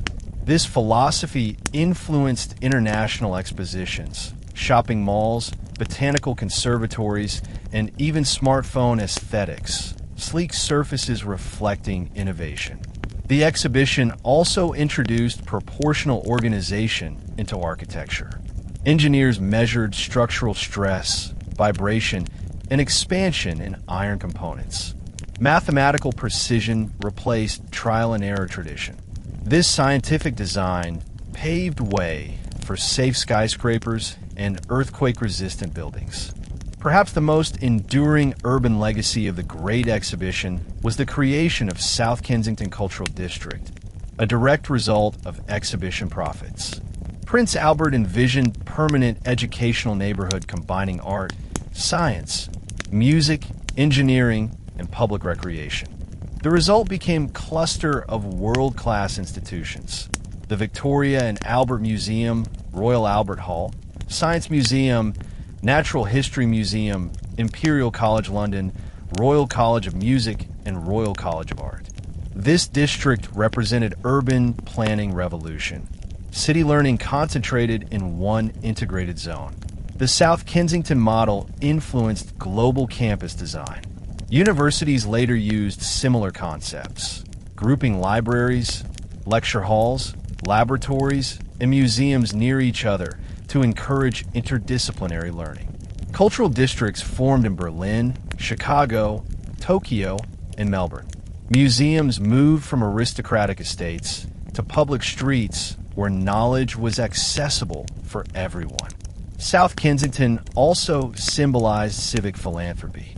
Wealthy donors supported institutions not for personal glory, but because exhibition spirit taught that education strengthened society. Industrial millionaires donated collections, artifacts, and endowments. Public culture became civic duty. Urban tourism exploded around cultural districts. Visitors explored galleries, dined at cafes, and attended concerts. Cities realized culture produced revenue equal to industry. This perception reshaped municipal budgets worldwide. Governments built museums not as luxuries, but as investments. The exhibition also inspired architectural education reform. South Kensington housed drawing schools that trained engineers and designers. Students learned industrial drafting, sculpture, metallurgy, and textile design. These skills empowered new architectural styles, including Art Nouveau and arts and crafts. Modern city identity owes much to exhibition legacy. Accessible green spaces as essential for mental health. Transportation networks linking urban cores to suburbs. Museums and universities shaping civic pride. Monumental glass architecture symbolizing transparency. Multicultural displays reflecting cosmopolitan identity. Public architecture designed for crowds, not elites. Furthermore, exhibition thinking shaped 20th century world's fairs. Chicago's Columbian Exposition, 1893, used neoclassical buildings to create White City, inspiring urban beautification movements. Later expositions incorporated themed pavilions, experimental architecture, and futuristic city models. These spectacles generated international architectural dialogue. The exhibition proved cities must constantly evolve. Static urban design could not support dynamic cultural growth. The palace itself, modular, expandable, and light, became metaphor for adaptive cities. Its destruction in 1936, though tragic, cemented its mythic status, symbol of impermanence reminding future architects to innovate endlessly. The Great Exhibition reshaped the economy of Britain and the world in lasting ways. Before 1851, industrial capitalism was powerful but uneven. Technology expanded rapidly, yet many businesses remained local, focused on regional markets rather than international distribution. The exhibition shattered this limitation by assembling global buyers and sellers under one roof. Inside the Crystal Palace, merchants met foreign investors, manufacturers negotiated export agreements, and engineers collaborated with overseas buyers. Economic globalization took its earliest recognizable form here. British industries gained enormous advantage. Machinery displays attracted orders from Europe, North America, and colonies around the globe. Textile manufacturers sold looms to India, Egypt, and Japan. Mining tool companies supplied equipment to American railroad expansion. British chemical factories exported dye compounds to French cloth makers. This created long-term commercial pathways that survived generations. For many companies, their first major foreign clients appeared at the exhibition. The exhibition also changed how businesses marketed products. Prior to this event, advertising was limited to newspaper notices or local street signs.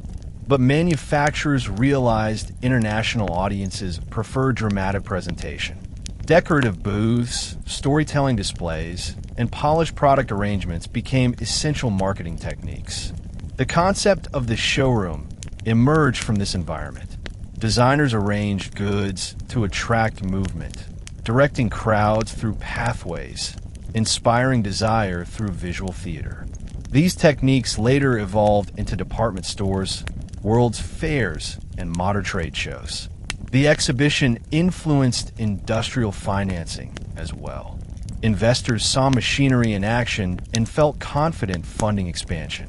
Victorian banks offered new credit lines. Stock markets gained industrial listings. Limited liability laws expanded business growth. Railways, coal mines, steel mills, and shipping companies raised capital easier because the palace legitimized technological ambition. Consumerism, too, intensified. For the first time, ordinary people encountered commodities previously unavailable or unaffordable. Decorative glass, furniture, fabrics, household utensils, and manufactured goods encouraged lifestyle ambition. Victorian families wanted improved homes.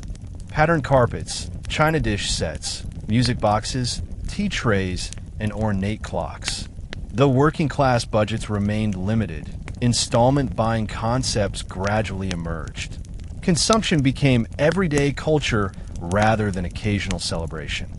But the exhibition also accelerated industrial inequality. Not all workers benefited from prosperity. Machine automation displaced some craftspeople. Factories demanded longer hours. Wages fluctuated. Coal miners endured dangerous conditions.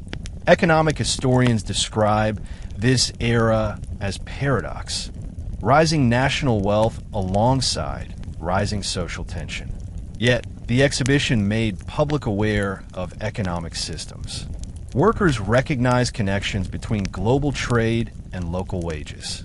Newspapers covered foreign competition, educating readers about global economy. International economies also changed. France studied British machinery to modernize textile mills. Germany imported British steel strategies. American inventors adapted European patents to manufacture locally. Japan, witnessing eventual descriptions of the exhibition, began rapid modernization after 1868, partly inspired by industrial achievements reported from the West. The exhibition shifted mindset from agricultural identity to industrial identity. People no longer evaluated success by harvest seasons, but by manufacturing output. Productivity charts replaced crop calendars. Coal replaced grain as symbol of national power. This cognitive shift marked capitalism's cultural victory. Wealth production defined society. Beyond direct economic growth, the exhibition revolutionized how nations thought about productivity, competition, and scientific investment. Before 1851, many European governments did not prioritize industrial research funding. Engineering schools were limited and technical education often informal. But the results of the exhibition demonstrated that nations without scientific infrastructure would fall behind. Observers saw German chemical precision, British machine mastery, French artistic manufacturing, and American mechanical innovation. These realizations created national urgency. Britain began investing in technical colleges, metallurgy research, and locomotive studies. Germany used the event to justify establishing universities focused on industry, which would eventually make German chemistry dominant by the end of the century. France reorganized industrial schools to integrate art and engineering. Russia modernized metal industries to reduce dependence on Britain. Even colonial governments encouraged agricultural modernization after learning about fertilizers and mechanized harvesters. Industrial competition intensified, but largely peacefully. Instead of war, European countries used science and engineering to outperform rivals. Newspapers described competition with national pride, but without hatred. Audiences followed technology races like sporting events. Machine speeds, textile quality, locomotive strength, and steel durability became national bragging points. This competitive spirit strengthened capitalism. The exhibition also shaped labor specialization. Factories developed departments focusing on design, assembly, quality control, distribution, and repairs. These management techniques resembled early corporate organization. Businesses learned that careful division of labor improved productivity and reduced waste. The palace demonstrated how machines required systematic care, lubrication, calibration, inspection, leading to maintenance professions. Engineering careers diversified. Civil engineers, mechanical engineers, chemical engineers, and electrical engineers emerged as separate disciplines. Economic theory changed as well. Thinkers like John Stuart Mill analyzed exhibition outcomes to critique and improve capitalism. They argued innovation must balance profit with social welfare. Philosophers asked whether machines serve humanity or humanity serve machines. Political economists studied how global markets impacted domestic pricing. Their work influenced future reforms, such as factory regulation, safety codes, and trade law. Global trade networks expanded because the exhibition normalized international partnerships. Steamships carrying goods across oceans increased in number. Telegraph networks accelerated contract communication, and world markets slowly integrated. In this environment, consumer expectations changed. People demanded cheaper products with better quality. This pressure fueled mass production. The exhibition had proved machines could deliver consistent standards. Scientific management practices grew indirectly from exhibition philosophy. Observers saw efficiency in action, objects arranged methodically, workflows optimized, displays functioning like assembly lines.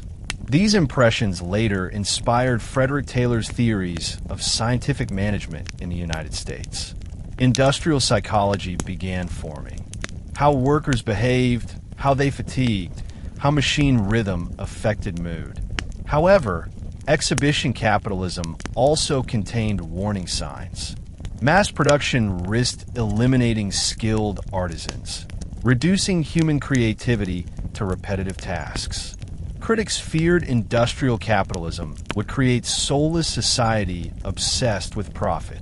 The arts and crafts movement emerged as cultural resistance, arguing machines should never replace artistic touch. This debate shaped architecture, furniture design, and aesthetic philosophy long after the exhibition closed. The economic legacy of the exhibition also included financial democratization and institutional reform. Before 1851, most startups depended on wealthy patrons or aristocratic banking networks. But international excitement surrounding machinery and invention encouraged entrepreneurial risk-taking. Inventors who once feared bankruptcy now believed global audience existed for creative products. Patent applications increased dramatically after the exhibition. Ideas traveled more freely between nations, and inventors found investors with greater ease. Public companies expanded, making investment accessible to middle-class citizens. Ordinary people purchased railway shares, mining stocks, and manufacturing bonds. Some earned fortunes. Others lost savings, revealing capitalism's volatility. But participation itself changed society. Economic identity shifted from producer to investor. The exhibition taught people to follow economic news, tracking technology trends like modern stock watchers. Another economic transformation involved measurement. For the first time, nations compared statistics, production graphs, patent numbers, trade routes, price indexes, population growth, and literacy rates. Exhibition reports quantified progress. Governments began using data to guide policy rather than intuition. Statistics became foundation for economic planning.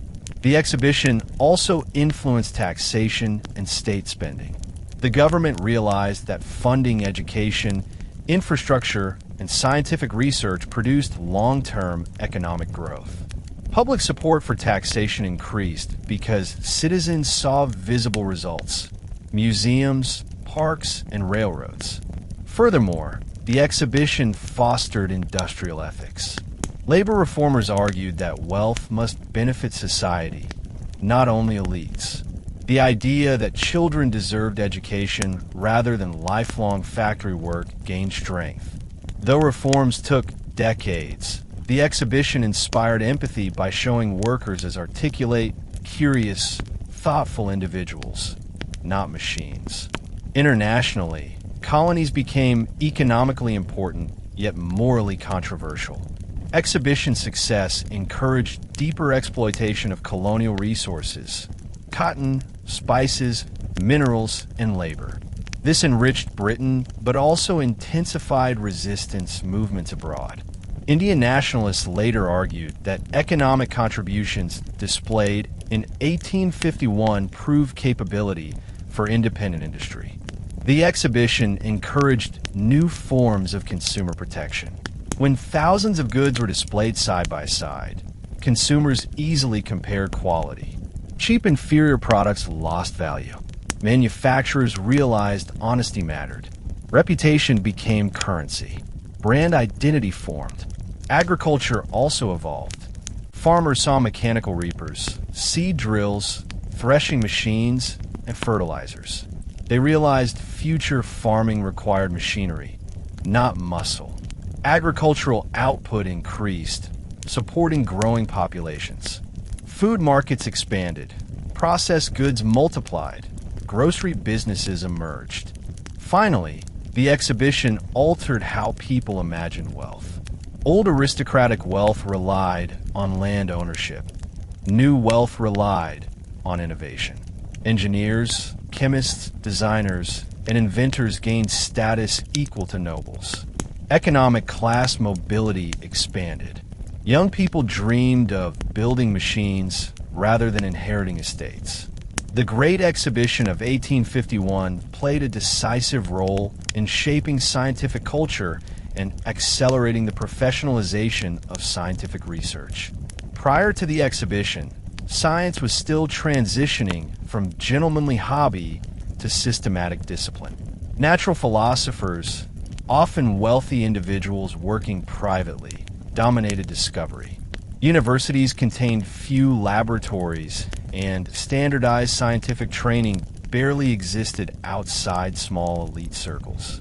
But the exhibition provided a platform for science to reveal itself as public force, accessible, practical, measurable, and transformative. Visitors encountered objects that transformed scientific imagination. Microscope displays astonished crowds. Most Victorians had never inspected living cells, plant tissues, or insect wings magnified dozens of times. Children stared into lenses that revealed intricate veins of leaves and crystalline formations. The microscope transformed invisible nature into tangible reality. It also encouraged people to treat science not as mystery, but as logic, proved by observation, not assumption. Chemistry exhibits demonstrated industrial application. Dyes, soaps, acids, alkalis, fertilizers, and glass production. Chemical science began shedding reputation as dangerous alchemy and emerging as modern industrial discipline. Many historians argue the exhibition accelerated the birth of modern chemical industries, especially in Germany, where chemists later revolutionized pharmaceuticals, synthetic dyes, and plastics. The exhibition taught governments that chemical research had financial, medical, and cultural value. Scientific instruments formed a crucial part of exhibition prestige. Barometers, telescopes, clocks, surveying tools, navigation compasses, electrical meters, and vacuum chambers. These tools prove science require precision, not intuition. Timekeeping instruments, especially Swiss watches, emphasized accuracy as national virtue. Surveying devices foreshadowed engineering expansion. Bridges, tunnels, and railways demanded precise measurement. Science was no longer a philosophical idea. It was infrastructure. Electricity displays fascinated visitors.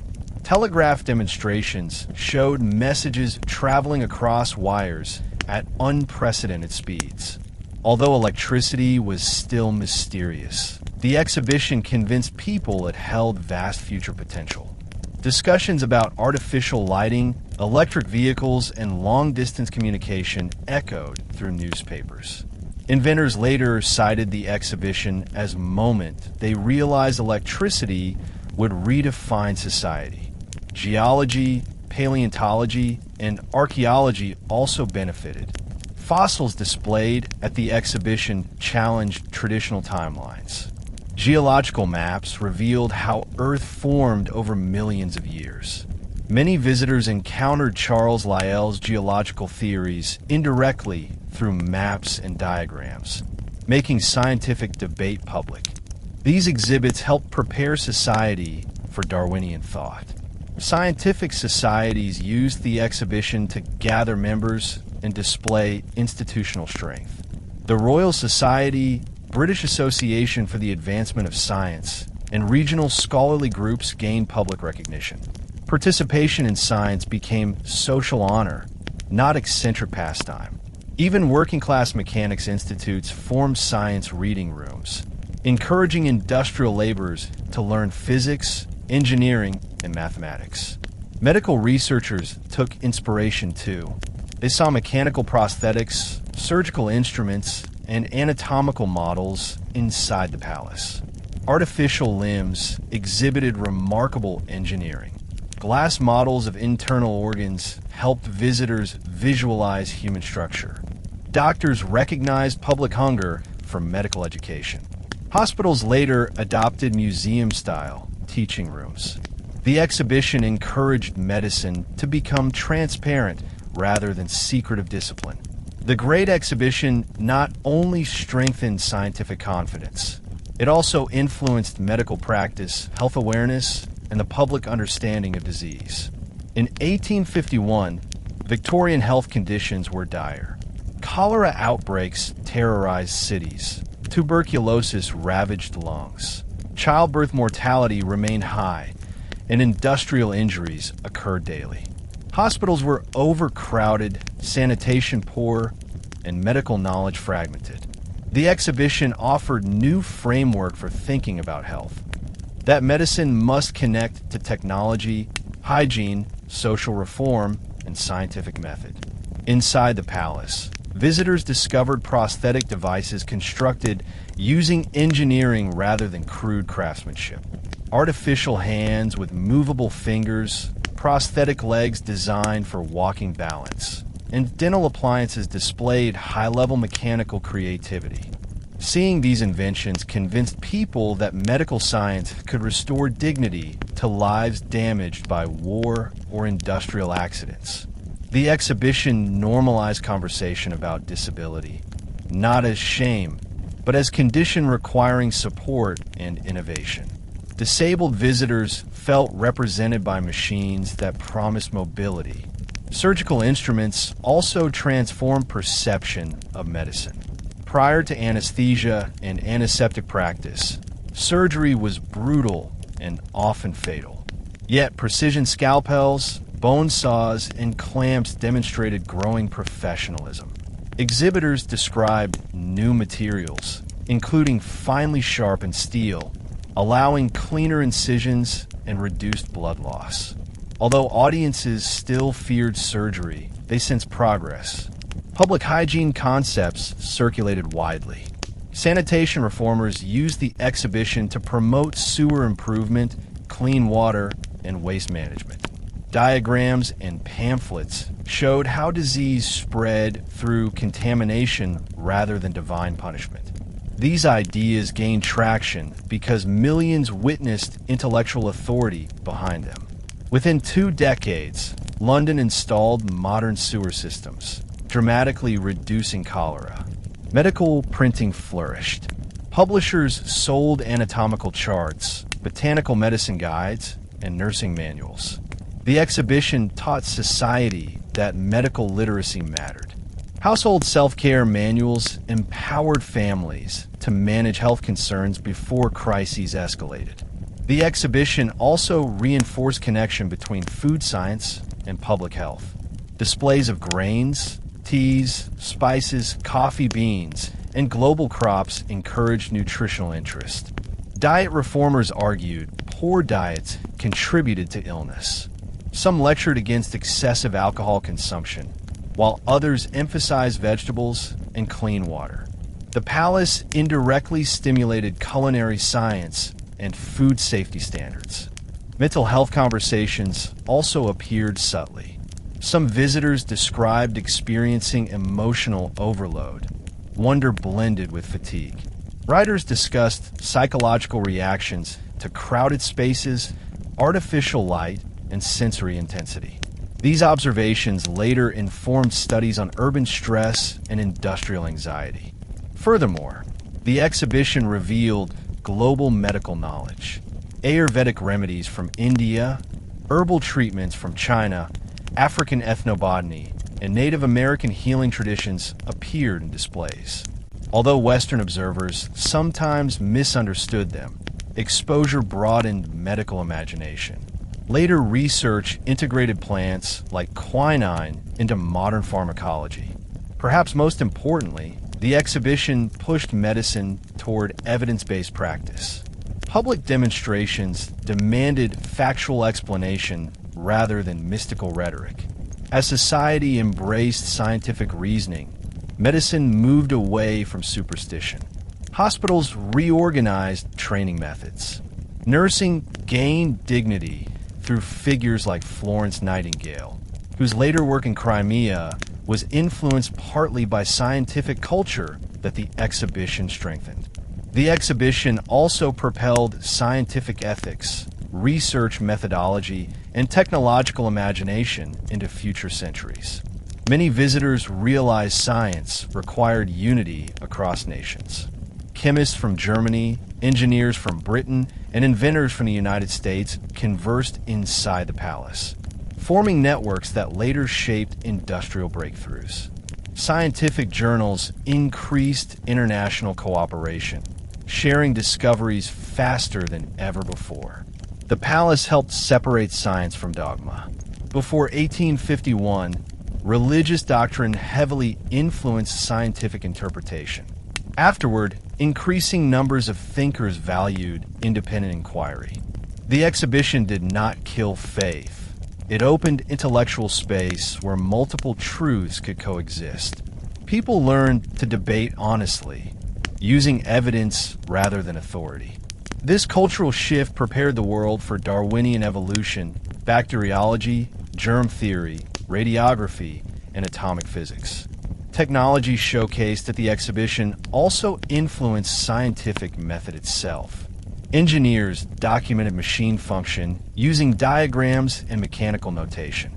Scientists adopted similar recording habits, sketching observations, using photographic plates, and keeping laboratory notebooks. Mathematics and physics became inseparable from engineering. This interconnection produced future giants. Maxwell's electromagnetism, Mendelian genetics, and thermodynamic theory all emerged within environments shaped by technological confidence. Museums encouraged scientific memory. After the exhibition, museums became laboratories for public thinking. Children gazed upon fossils, marine life, meteorites, minerals, and models. Many future scientists later wrote autobiographies crediting museum inspiration. Knowledge became community experience rather than lonely pursuit. The exhibition also influenced scientific funding. Investors who had once feared wasting money on intellectual experiments now understood research could produce profitable results. Industrial laboratories emerged. Chemical companies hired researchers. Engineering firms funded prototype development. Academic institutions gained financial stability through sponsorships. Science education changed dramatically. Schools introduced laboratory courses, student experiments, geological field trips, and physics demonstrations. Teaching shifted from memorization to inquiry.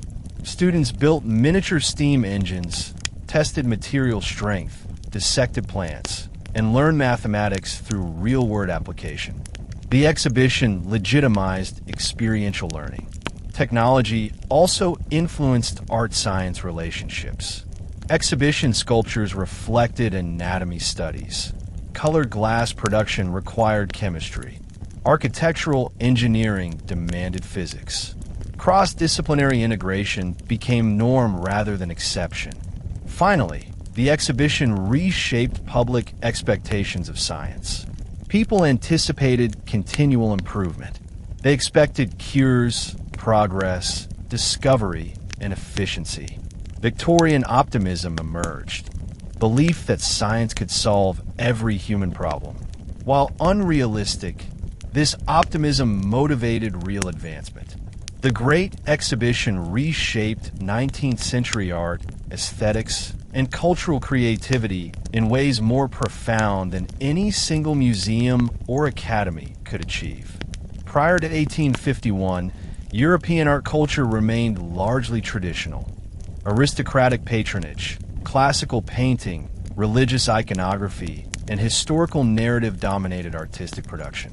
Art academies strictly enforced rules governing subject matter, composition, and technique. Painters worked in oil. Sculptors carved marble. Architects copied classical proportions.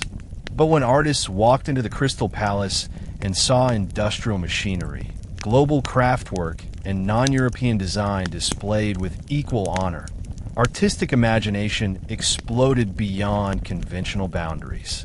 The exhibition revealed a world of color, form, and material diversity that few Europeans had ever encountered. Indian textiles shimmered with gold thread and geometric rhythm. Chinese porcelain displayed cobalt blues and delicate glaze. Japanese lacquer offered richness far beyond oil painting. Persian carpets demonstrated symmetrical complexity that rivaled mathematical equations. African woodwork presented shape abstractions unfamiliar to European eyes. These artworks challenged cultural arrogance by proving that artistic genius thrived outside Western tradition. Victorian painters later admitted the exhibition permanently changed their understanding of beauty. Artists recognized industrial materials as creative resources. Cast iron, plate glass, steel, rubber, and mass-produced pigments gave art new possibilities. Sculpture no longer depended solely on marble. Metal casting allowed intricate patterns. Painted glass became architectural decoration. Photographic processes began evolving into artistic expression. Even color theory changed as industrial chemistry created new dyes. Brilliant blues, purples, greens, and reds unimaginable in Renaissance palettes. Victorian art gained vibrancy and experimental energy.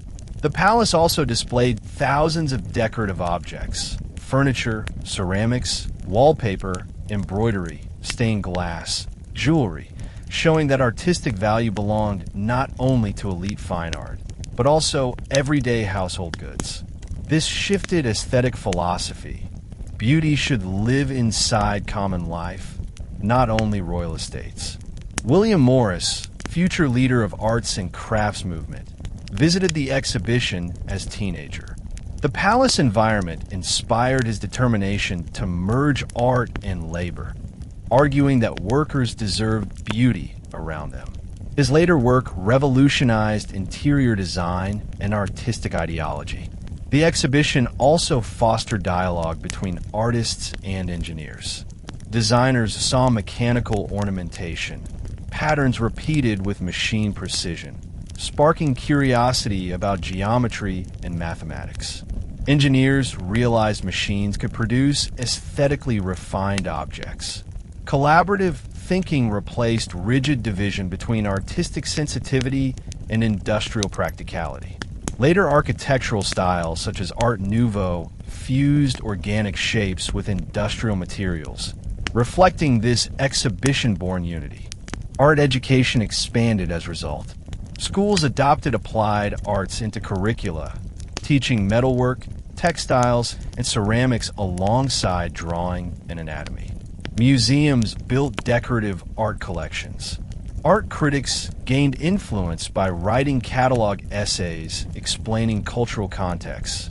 Artistic literacy increased across social classes. The palace also confronted traditional hierarchy that placed European art above global creativity. Though imperial biases influenced presentation, ordinary British citizens witnessed extraordinary craftsmanship from colonized regions. This contradicted popular belief that Europe alone shaped culture.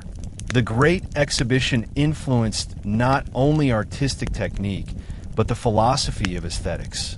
Before 1851, beauty was often defined through classical ideals: balanced forms, harmonious proportions, moral themes, and realistic portrayal.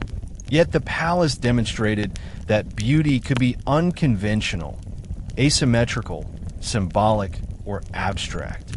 Persian carpets used repeating geometry rather than figurative depiction.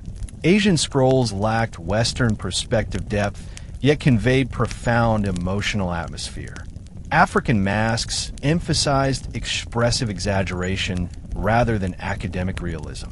These works forced Europeans to rethink meaning of artistic truth. Visitors questioned whether art must imitate nature. Some now believed art expressed emotion rather than literal representation. Romantic painters gained validation. Expressionism emerged gradually from this shift. Artists realized art could translate inner psychology, not merely external reality. Exhibition exposure encouraged experimentation with brushwork, color distortion, and visual symbolism decades before modernism. Furthermore, exhibition displays sparked interest in anthropology, mythology, and folklore. Artists drew inspiration from Indian epic imagery, Egyptian symbolism, Norse legends, and medieval European mythology. This fusion created hybrid artworks connecting cultures and eras. The palace also altered concept of artistic audience. Art had long belonged to aristocratic collectors and royal commissions. But thousands of working-class visitors admired paintings and sculptures inside the palace. They discussed style, technique, and meaning. Art became public conversation. Critics observed that working-class visitors asked deeper questions than elites because they viewed art through personal experience rather than academic training. This democratization changed art marketing. Prints, lithographs, and illustrated books allowed mass production of images. Working families decorated homes with landscape prints or architectural sketches. Urban life gained visual richness. Street advertisements, railway posters, and commercial packaging borrowed artistic techniques. The exhibition showed that imagery shaped economic success. Cultural critics also debated danger of industrial art. Some argued machine reproduction would destroy authenticity. If every household owned identical mass-produced decorations, would art lose soul? Others believed mass production expanded cultural access rather than harmed it. This conflict shaped future design movements, especially modernism's rejection of ornamentation and arts and crafts' emphasis on handmade craft. Museology underwent transformation.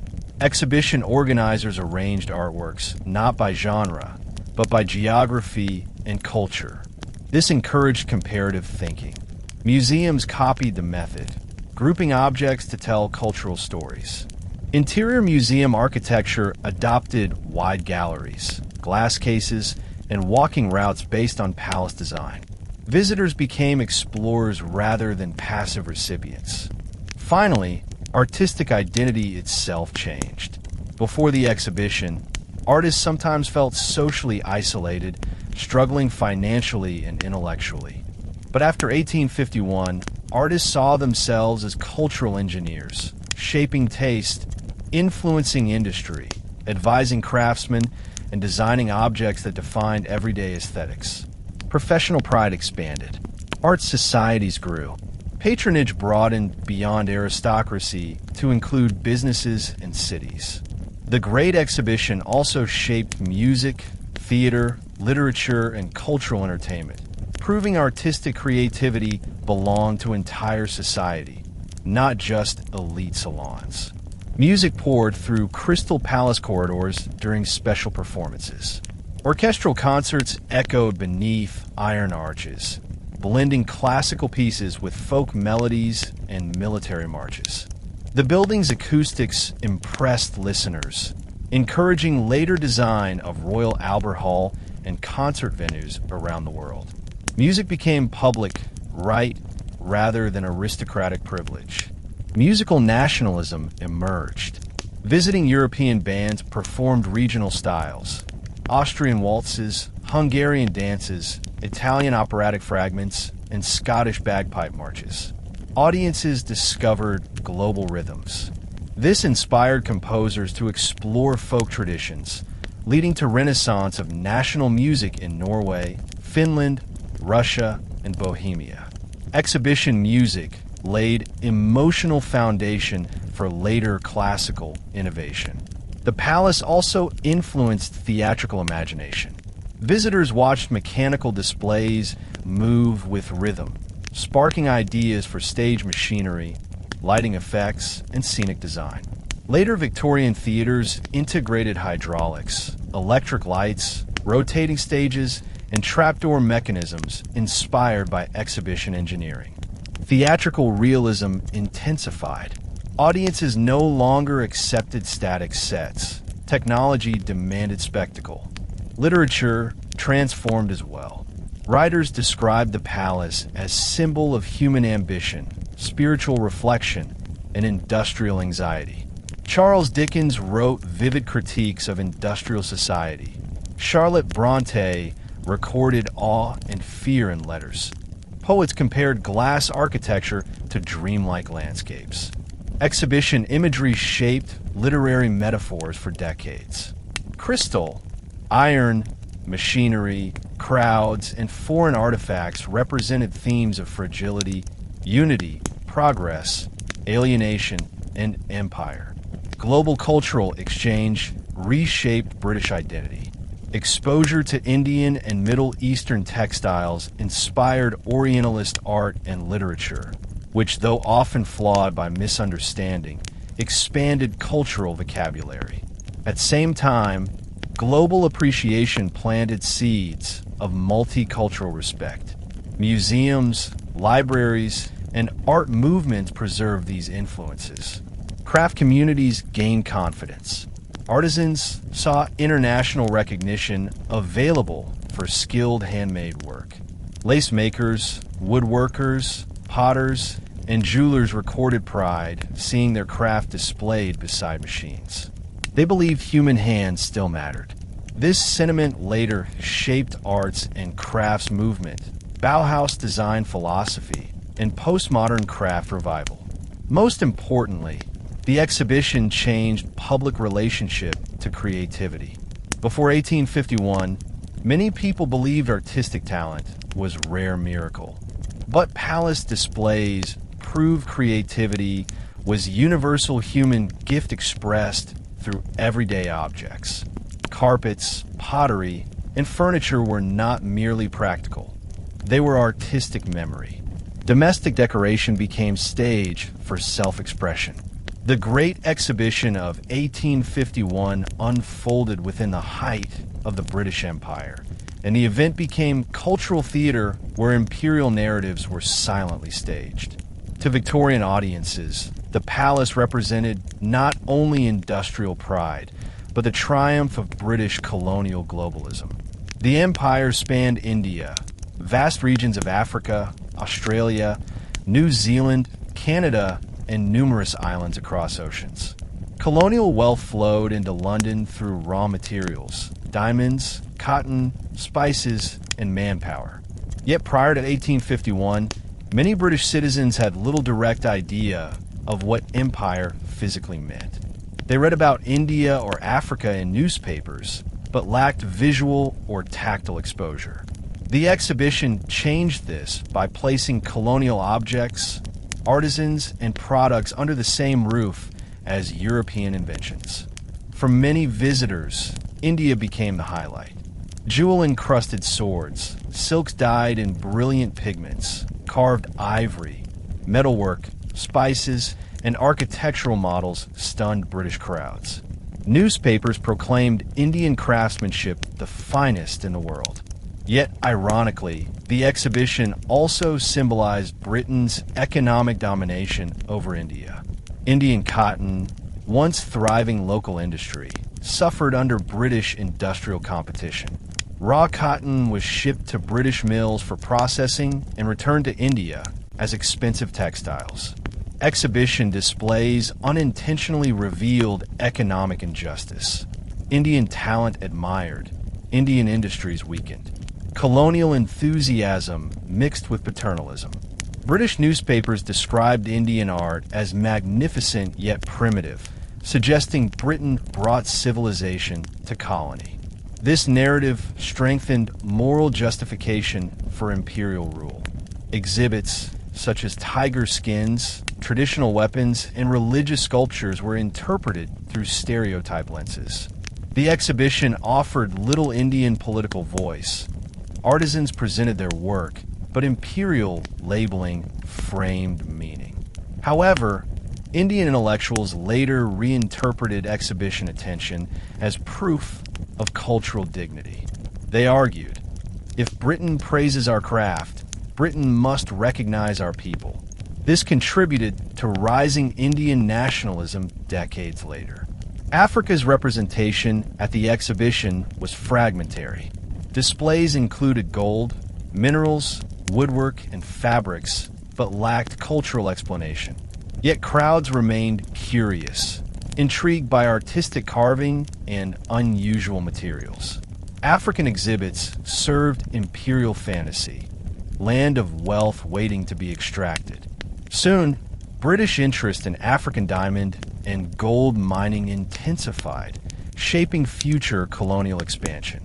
Australia and Canada used the exhibition to affirm settler identity. Australian wool, minerals, and botanical samples presented colonies as economically promising lands attracting migrants. Canadian lumber and agricultural goods supported vision of North America as extension of British prosperity. The exhibition strengthened settler colonial myth, empty lands awaiting improvement, ignoring indigenous displacement. The event also influenced empire administration. Colonial governors visited the palace, meeting engineers and manufacturers. They ordered machinery for railways, textile mills, and agricultural plantations abroad. Telegraph networks later linked colonies to London, shrinking global communication time. Thus, the exhibition turned empire into interconnected network. International guests recognized imperial propaganda. French and American observers criticized British arrogance. Some feared Britain would monopolize world trade. German writers noted contradiction between freedom rhetoric and colonial oppression. Yet within Victorian society, the exhibition confirmed belief that empire symbolized moral duty, civilizing mission. Beyond territorial empire, the exhibition shaped global cultural imagination. It created an emotional bridge between continents. People who never traveled abroad suddenly encountered global cultures through objects. This exposure dismantled geographic isolation. Victorian Londoners realized the world was filled with artistic brilliance from societies Britain once dismissed. Curiosity replaced ignorance. Eastern cultures, especially India, Japan, China, and Persia, deeply influenced European artistic and intellectual life. Japanese lacquer and prints later inspired Impressionists. Claude Monet, Edgar Degas, and Vincent van Gogh studied Japanese lines, textiles, and flattened perspective. Exhibition patterns triggered aesthetic revolution decades later, proving cultural globalization preceded political globalization. Yet cultural exchange remained unequal. Exhibits from colonized regions often lacked full contextual explanation. Materials were exoticized, not fully understood. Western audiences absorbed surface beauty but ignored deeper social meaning. Still, encounter planted intellectual seeds. Anthropologists, linguists, and historians began systematic study of world cultures. Exhibition artifacts inspired fields like ethnomusicology and comparative religion. The exhibition also encouraged diplomatic observation of cultural diplomacy. Nations realized art, craft, and heritage could serve as ambassadors. Instead of military uniforms and gun salutes, countries used decorative goods to express national identity. This concept later evolved into UNESCO's cultural preservation philosophy. Another important effect was psychological. Colonized peoples learned how the world saw them. Many Indian elites read British newspaper reviews of their crafts. Some experienced pride, others anger. They saw misinterpretation and vowed to rewrite narrative. Artists and scholars in Bengal later launched cultural renaissance, reviving Sanskrit literature, Indian classical music, and traditional painting. They argued Indian identity required celebration, not imitation of Europe. Exhibition reaction shaped these cultural awakenings. The exhibition impacted Africa in similar indirect way. Though African representation was small, it inspired Victorian public interest in African exploration. Soon, expeditions led by Livingstone and Stanley captured European imagination. Colonial justification increased. Humanitarian narratives mixed with economic ambition.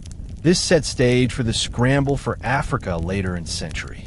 Religious dialogue also spread through exhibition artifacts. Quranic calligraphy impressed visitors with geometric beauty. Hindu sculptures illustrated mythological storytelling. Buddhist statues displayed spiritual calm. These encounters influenced comparative theology. Scholars began studying religious philosophy beyond Christianity, slowly reshaping European perceptions of spirituality. Meanwhile, colonial labor systems gained academic scrutiny. Exhibition goods provoked questions about production. Who mined metal? Who harvested cotton? Who wove carpets? Hidden labor behind beauty slowly entered discussion. Reformers identified exploitation within empire and advocated ethical change. The exhibition also accelerated technological imperialism, exporting industry to colonies, reshaping landscapes, and altering demographics. Colonial railways, telegraphs, and steamships emerged directly from exhibition inspiration. British engineers secured contracts abroad, supervising massive infrastructure projects. India gained railway lines connecting Calcutta, Bombay, and Madras.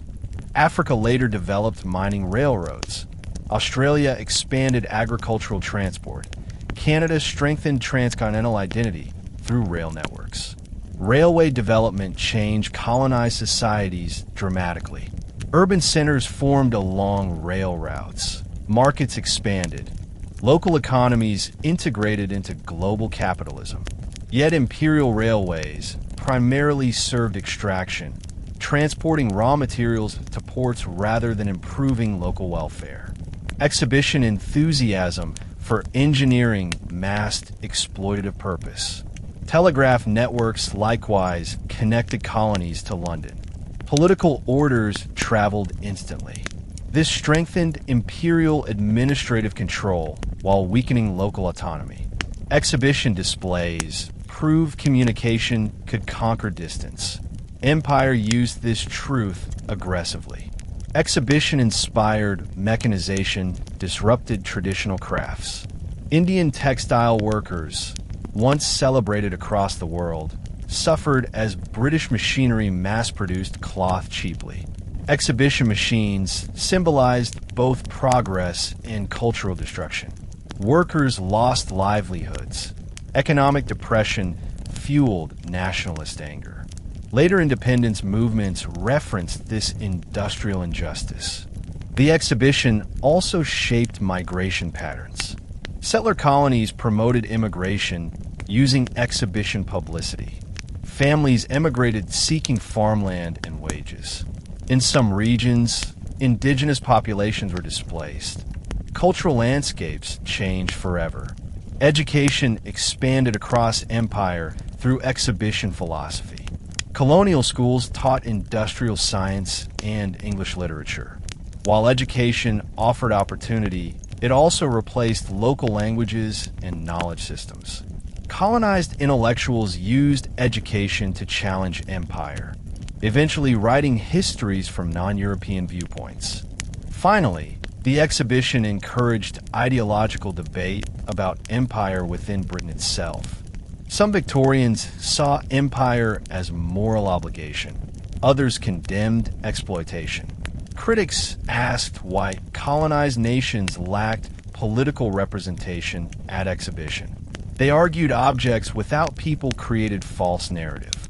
These early doubts would later contribute to decolonization discourse. The Great Exhibition of 1851 left behind a legacy so profound that historians continue to debate its meaning nearly 2 centuries later. When the Crystal Palace opened, few realized they were witnessing birth of cultural blueprint for the modern world. Today, people experience international expos, global trade fairs, multicultural museums, public parks, theme pavilions, skyscraper construction, rapid transportation, global consumerism, and World Heritage conservation, all rooted in exhibition philosophy. Visitors in 1851 believed steam engines, microscopes, and telegraphs defined future. Yet the event also predicted social forces much deeper: globalization, mass education, urbanization, digital communication, and scientific individuality. Memory of exhibition persisted because it was not simply event, it was paradigm shift. It altered how nations interacted, how industries competed, and how individuals imagined their identity. Even after the Crystal Palace burned in 1936, symbolic meaning endured. Newspapers mourned, communities wept, and artists painted fiery ruins as if witnessing end of era. That reaction proved exhibition had fused itself into cultural psyche. Modern architecture textbooks still reference Paxton's ribbed glasswork as inspiration behind skyscrapers and airport terminals. Steel skeletons supporting enormous glass walls, once unbelievable, became ordinary city landscapes. Educational legacy remains equally powerful. South Kensington's Museum District stands as living monument to exhibition funds. Generations of children walk through natural history museum halls inspired by fossil monsters. Thousands of designers study decorative art at Victoria and Albert Museum. Scientists push discovery boundaries inside Imperial College laboratories. All these institutions descend directly from palace prophets and Prince Albert's vision. Without exhibition, London might lack world-leading museum ecosystems central to global scholarship. Its social memory also reshaped values. Exhibition demonstrated that working-class citizens craved knowledge, not mere entertainment. Middle-class families recognized intellectual equality between genders, classes, and cultures. The palace challenged rigid Victorian hierarchies, showing women learning beside men, children questioning machines, and foreign cultures treated, at least temporarily, with wonder rather than dismissal. People who walked inside Crystal Palace often left feeling reborn, believing humanity shared universal curiosity. Even ecological memory ties to exhibition. Victorian anxiety about industrial pollution emerged partly from seeing fire-breathing engines gathered beneath glass canopy. Scholars later described exhibition as beginning of environmental consciousness because citizens recognized both triumph and danger of mechanized world. Exhibition legacy also preserved emotional imagery. Sunlight flooding through glass, oak trees rising inside structure, voices echoing between metal columns, international languages blending in a single hum, workers who helped build palace feeling pride in creation. These impressions became poems, paintings, and songs, turning exhibition into cultural myth. The Great Exhibition also raised complex questions about memory. Who controls history? Who decides how events are interpreted? What narratives survive?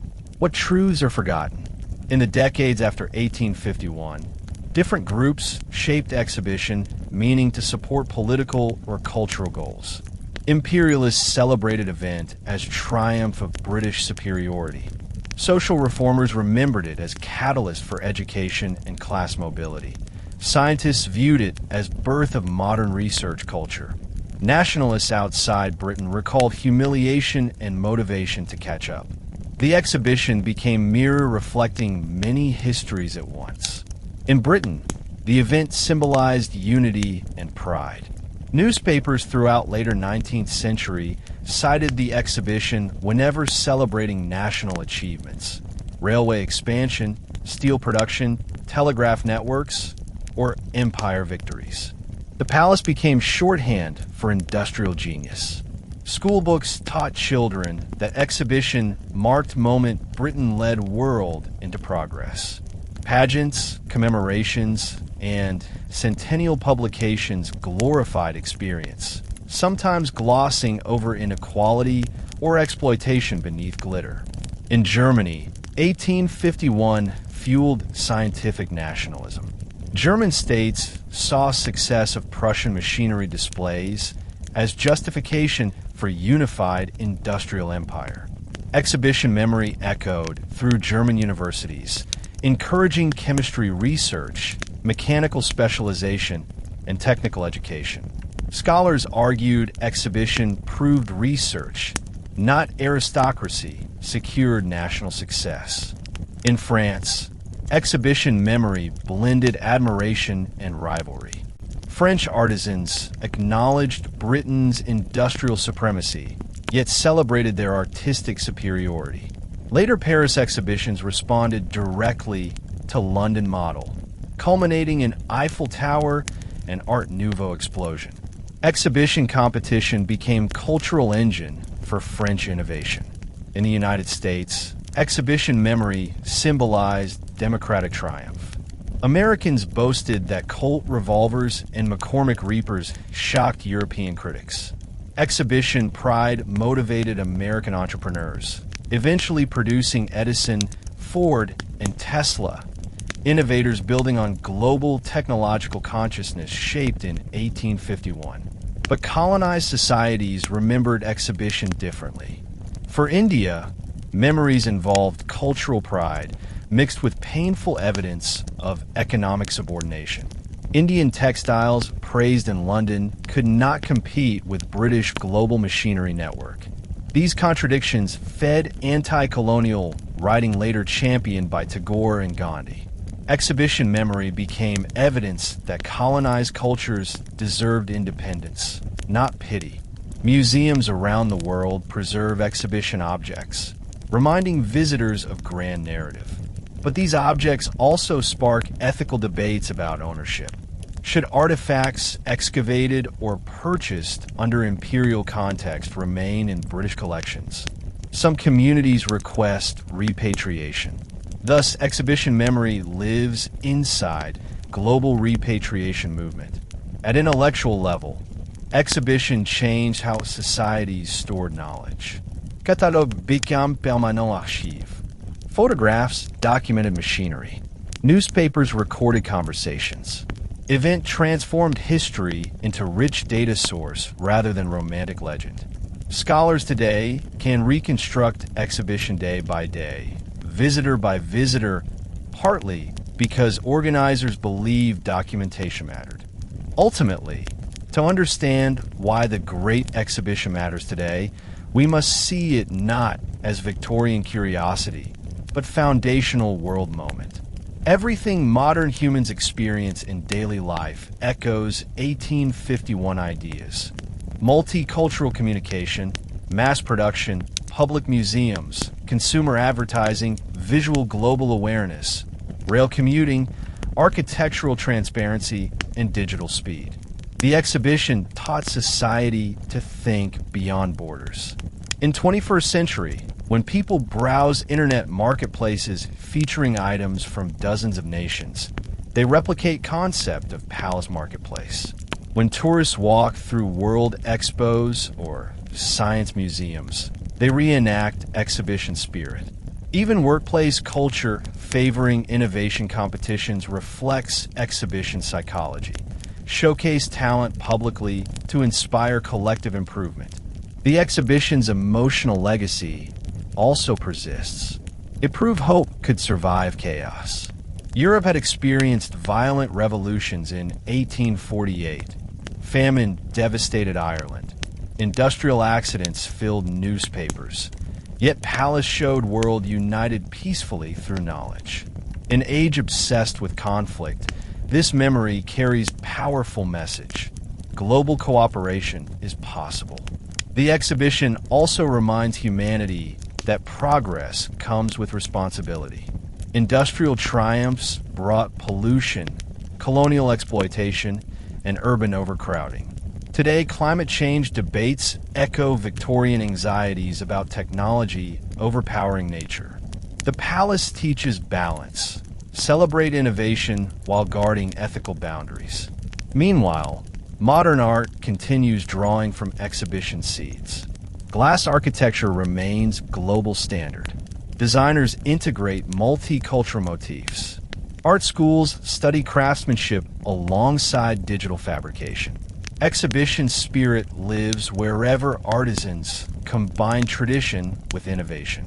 Education movements continue exhibition dream. Free museums, open libraries, science festivals, public lectures, online courses. Exhibition argue knowledge must belong to everyone. Digital learning platforms fulfill that promise globally, echoing palace philosophy on unprecedented scale. Global diplomacy still mirrors exhibition strategy. Nations compete through technology, education, and cultural displays rather than war. The Olympics, World Expos, film festivals, and international awards all embody exhibition belief in peaceful competition. The exhibition also shaped human identity. Victorian visitors realized they were part of global civilization.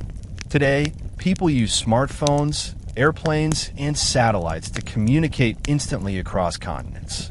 That worldview, cosmopolitan rather than tribal, emerged partly from 1851 palace floor. Perhaps the deepest legacy is psychological, belief in progress. Exhibition visitors wrote that they left the palace convinced tomorrow could be better than today. They trusted human ingenuity.